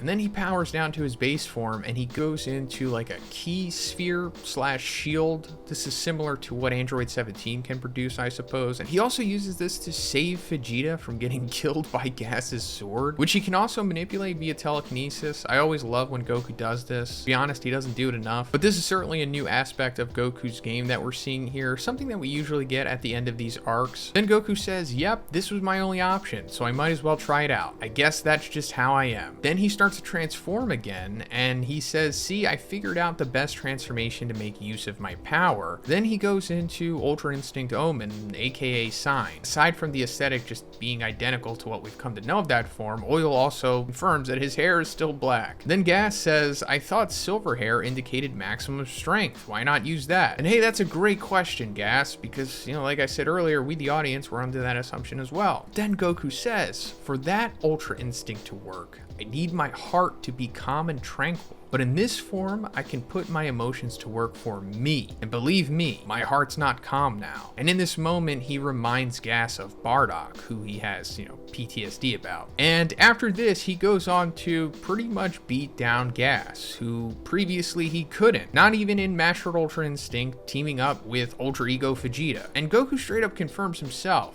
that he says he's just barely stronger than Gas right now. This is pretty incredible because, like I said, you know, the team up previously couldn't take him down, and it's been hammered home at this point that Gas is the strongest in the universe, especially because Elec made the wish after Granolah did. Hey guys, also, if you like my Dragon Ball Super content, please subscribe if you haven't already. It's fine if you don't want to, but if you just need a reminder, here you go. Goku also fires off a mouth blast in this sequence, which is awesome. Big fan of that move, and I think this might be the first time he's ever done it. And then Vegeta says, this fighting style meant to be Ultra Instinct? Absurd. And that's a fair point, Vegeta, because I'm sure the readers are also thinking, wait, is it not being calm and tranquil counterintuitive to the initial principles of Ultra Instinct? And yeah, I guess that's what we were taught at first, but I guess that's no longer the case, or just more specifically with this Omen/Sign form. Now the big element here is Goku saying, see, I figured out the best transformation to make use of my power. I guess this is Toriyama and Toyotaro trying to make use of the character arc that they've been trying to portray with Goku for the last couple chapters, because as of lately we've seen that Goku has unlocked like a new aspect of himself. After hearing Bardock's transmission on his scouter that Manito had, it like unlocked his dormant memories of when he was still on planet Vegeta as a child. And in the previous chapter, he said, I feel like I finally understand what Saiyan pride is about. Or rather, I remembered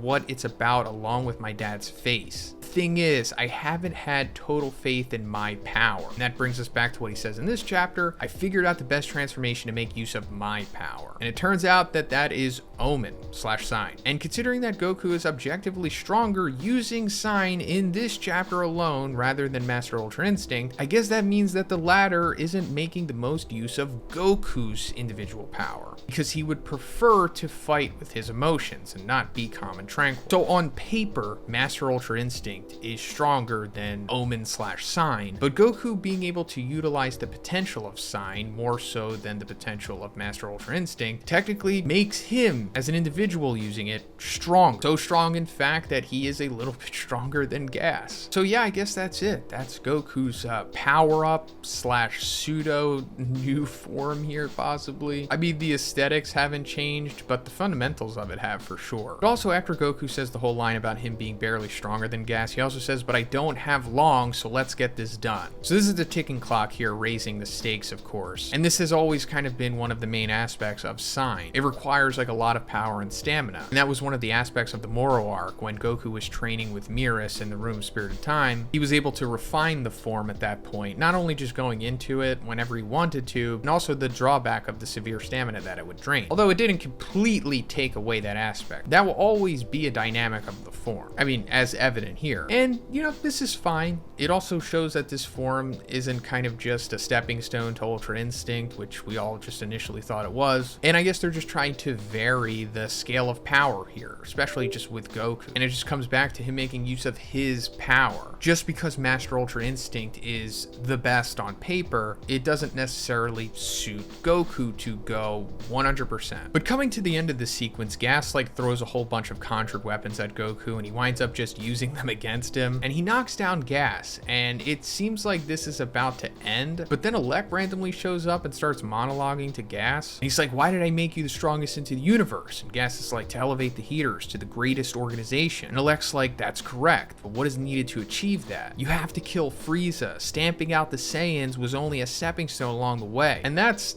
technically right, but the way that he words it here makes it seem like Frieza is stronger than Goku and Vegeta, which at this point in time should not be true at all, unless Frieza did some training off panel and he's like, you know, just randomly became stronger than them, because that's always a possibility. But as far as we know, Frieza shouldn't be nearly as strong as the big four in this arc. But that's neither here nor there. I'm pretty sure he's just talking about the order of magnitudes of his goals. Then Alec's like, so find the resolve to die in battle if you have to. The power I gave you has to be worth more than this pathetic showing. And then even the other Heaters are starting to get sussed out by Elec here, and Goku steps up and he's like, don't force the guy like that. If he wants to fight us again, we're up for it whenever. And then Elect's like, shut up, saying there won't be a next time for Gas. And that confuses Goku, and then we see Gas power up once again, but now he looks, I guess, older, more emaciated. And Goku's like, what's with your face? And Elect says, I think you see what I mean. So I guess this confirms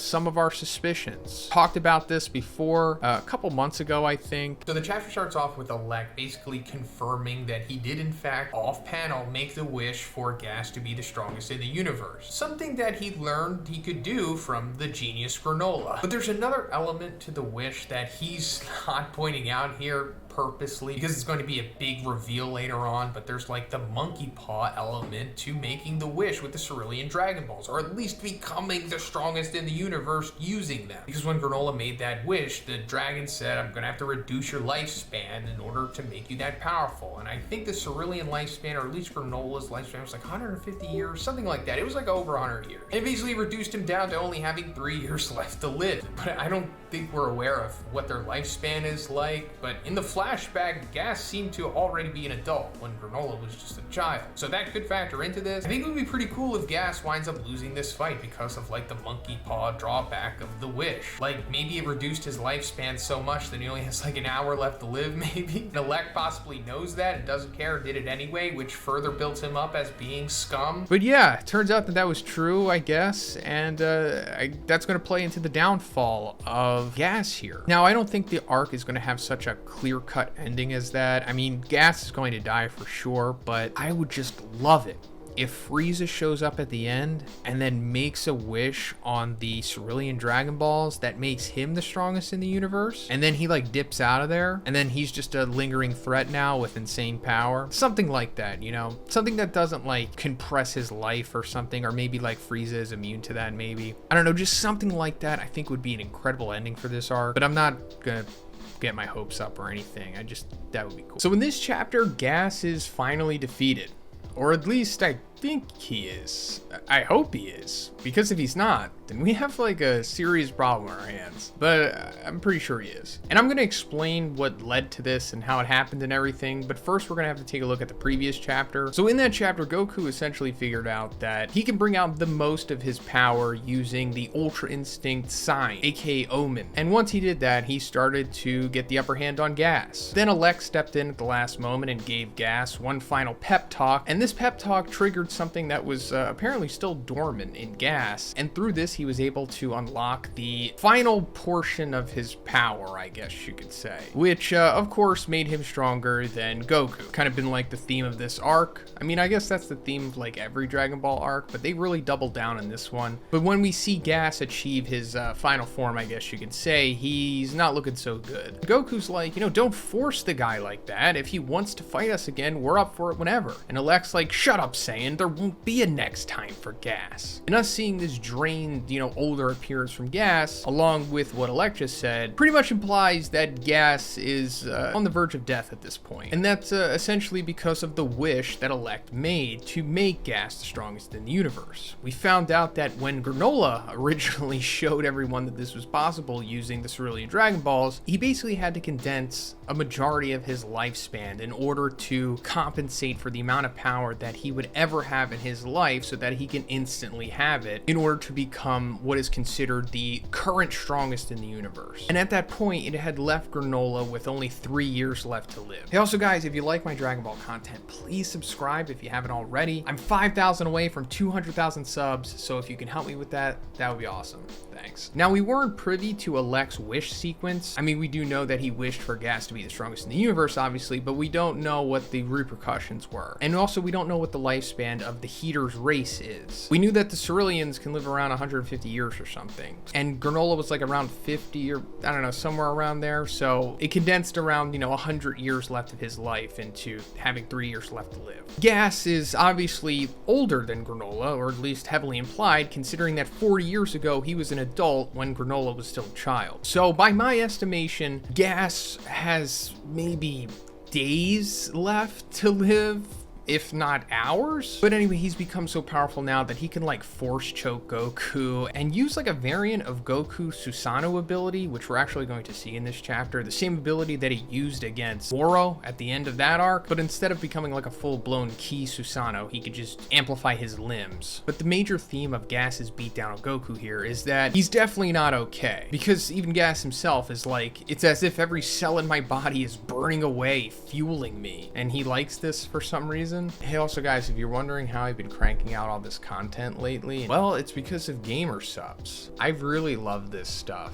And I'm not just saying that. Like, I was originally a coffee drinker, but after I started using gamer subs, the energy game has completely changed for me. Like, this stuff is not only delicious, but I don't know why, but it makes you feel so much better than just drinking like regular coffee. I've been drinking the strawberry lemonade and the peach tea flavors. I've also been drinking it out of my awesome waifu cup. So guys, check out my link in the description and also use code BIGZ so you can get some gamer subs or a waifu cup for yourself, as well as a nice little discount. Thanks. But as Gas and Goku are about to clash, suddenly this beam comes out of nowhere, and it turns out that it's Granolah. Yep, everybody's favorite Granolah is back. But he was benched for a couple chapters because of, getting beat down by Gas, who had become stronger than him, since Alex's wish to make Gas the strongest in the universe came after Granolah's wish. The way that being the strongest in the universe works in this arc is kind of like the stock market right now. But Granolah's back after getting healed by Monaito, and he's kind of picking up the duties from Goku and Vegeta to finish this fight. And the big plan here is for Granolah to charge up this one big supermassive Ki Ball attack thing and have Goku distract Gas long enough so that he can charge up a Ki Ball strong enough to finally defeat Gas. And while Goku does put up a good effort, it eventually comes to Vegeta needing to help to accomplish this as well. But he is Vegeta, unfortunately, and he can only really do so much, especially in this arc. And as it looks like Gas is about to get Granolah, suddenly, somehow, Goku taps into Master Ultra Instinct despite ostensibly being defeated before that, and he could go back into his Susanoo form, what we were talking about earlier, what he did against Moro at the end of that arc. And before Gas can get to Granolah, he grabs him and literally throws him off the planet. He does this because Granolah essentially needs to fire off this massive blast off the planet, because it's become so powerful that if he doesn't, then it'll destroy planet Cereal. So this is like an alley-oop between Goku and Granolah here. But Granolah successfully launches this thing that looks pretty much like a spirit bomb, and the end result is pretty spectacular. It's like a massive explosion. And if you guessed, oh, this isn't gonna kill Gas, well, you were right. Granolah has had a full face turn here. I mean, he had it a couple chapters back, but he's come full circle with his character arc, where he no longer cares about revenge anymore. And he basically says, Gas is gonna be out cold for a few days, so take him and leave. Never darken our doorstep again. Then Granolah apologizes to Goku and Vegeta, which, rightfully he should. And we see Gas completely emaciated and destroyed in a massive crater, but still alive. So this is pretty much Gas being defeated. Or at least I really hope so, because this arc has kind of drug on a little too long. And it's not that I want arcs to be rushed or anything, but like I said in the beginning, this arc has just been kind of repetitive with the I'm stronger now. No, I'm stronger now. No, wait, actually, I'm stronger now. But what's going to happen after this? I mean, Alex probably not going to take too kindly to this, so he's going to do something, I assume, to foil everyone, possibly. But best case scenario, Frieza finally shows up, because he has been name dropped many times throughout this arc, and I think it would be kind of anticlimactic if we don't at least see him or react to something that happened in this arc. But if it's not Frieza, I would just like it to be something that expands upon something that has been established before, because that's something that Dragon Ball Super specifically really struggles with, and it's like longevity and continuity. So another thing that's possible, I guess, is 7-3. The Heaters still technically have him, right? And he should technically still have Moro and Miras's information in him. And they didn't really do much with him other than try to get the location of Zuno. So maybe he comes back into play. I think that would be interesting. But aside from that, I also mentioned this in my previous video, and it's that if Frieza does show up, I think it would be super cool if he, somehow gets the Cerulean Dragon Balls and then winds up making the wish for him to become the strongest in the universe, or something like that. And I know there's the monkey paw aspect to it with age condensing or whatever, but maybe for some reason it doesn't affect Frieza, because, Frieza Frieza's age is unknown. He could, live for millions of years for all we know. Or he just makes some kind of special wish that circumvents the monkey paw aspect of it. Or he just makes a different wish entirely that, I don't know, just makes things more interesting. And then he like dips out of there. So now Frieza is still out there and still a lingering threat, but not something that they necessarily have to address immediately, you know what I mean? So Frieza is finally back, and he has a new form that he himself calls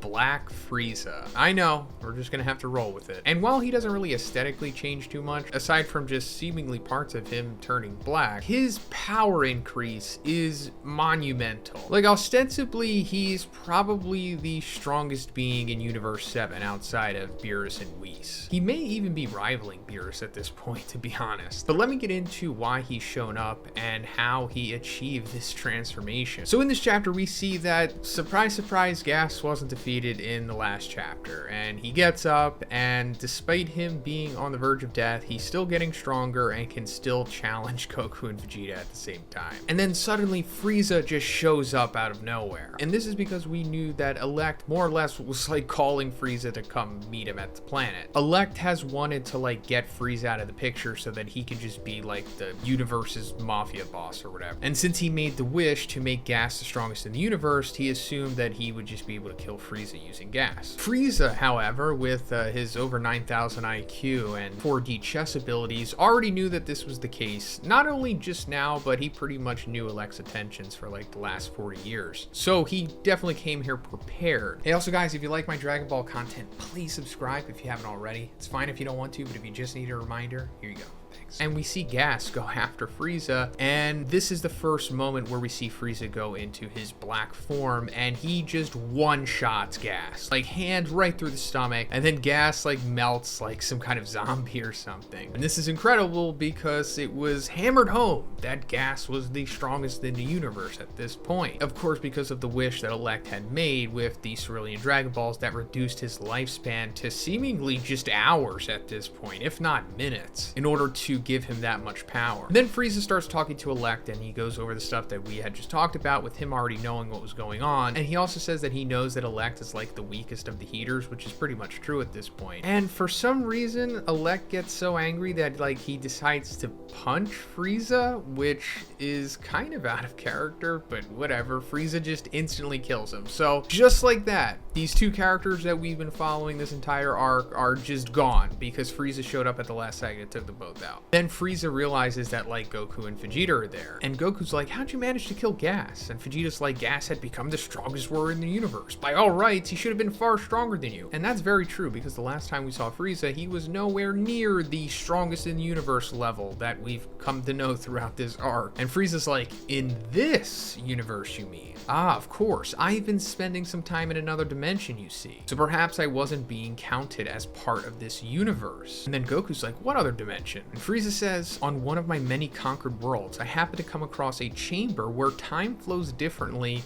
than in the outside world, which of course means that there's another room of spirit and time that exists somewhere. And Frieza says, there I was able to squeeze in 10 years worth of training. I couldn't very well keep losing to Saiyans my whole life, so I needed a bit of a power up. Meet Black Frieza. So yeah, that's the explanation. So this whole time, the Room of Spirit and Time wasn't exclusive to Earth, and that's understandable, I guess. The universe is a big place, and Frieza was just fortunate enough to find this place and just made the most use of it. So we already knew that Frieza had this propensity to become extraordinarily powerful if he were to just train, because we found out that he was able to achieve the Golden Frieza form after only training for like 4 months, and that made him so strong that he was able to fight against Super Saiyan Blue. And since then, we've always wondered, like, okay, so why doesn't Frieza just train longer than 4 months? If he became that strong in that short amount of time, if he trained for like, let's say a year or more, he would probably become Ultra Instinct level, if not even surpass that. Well,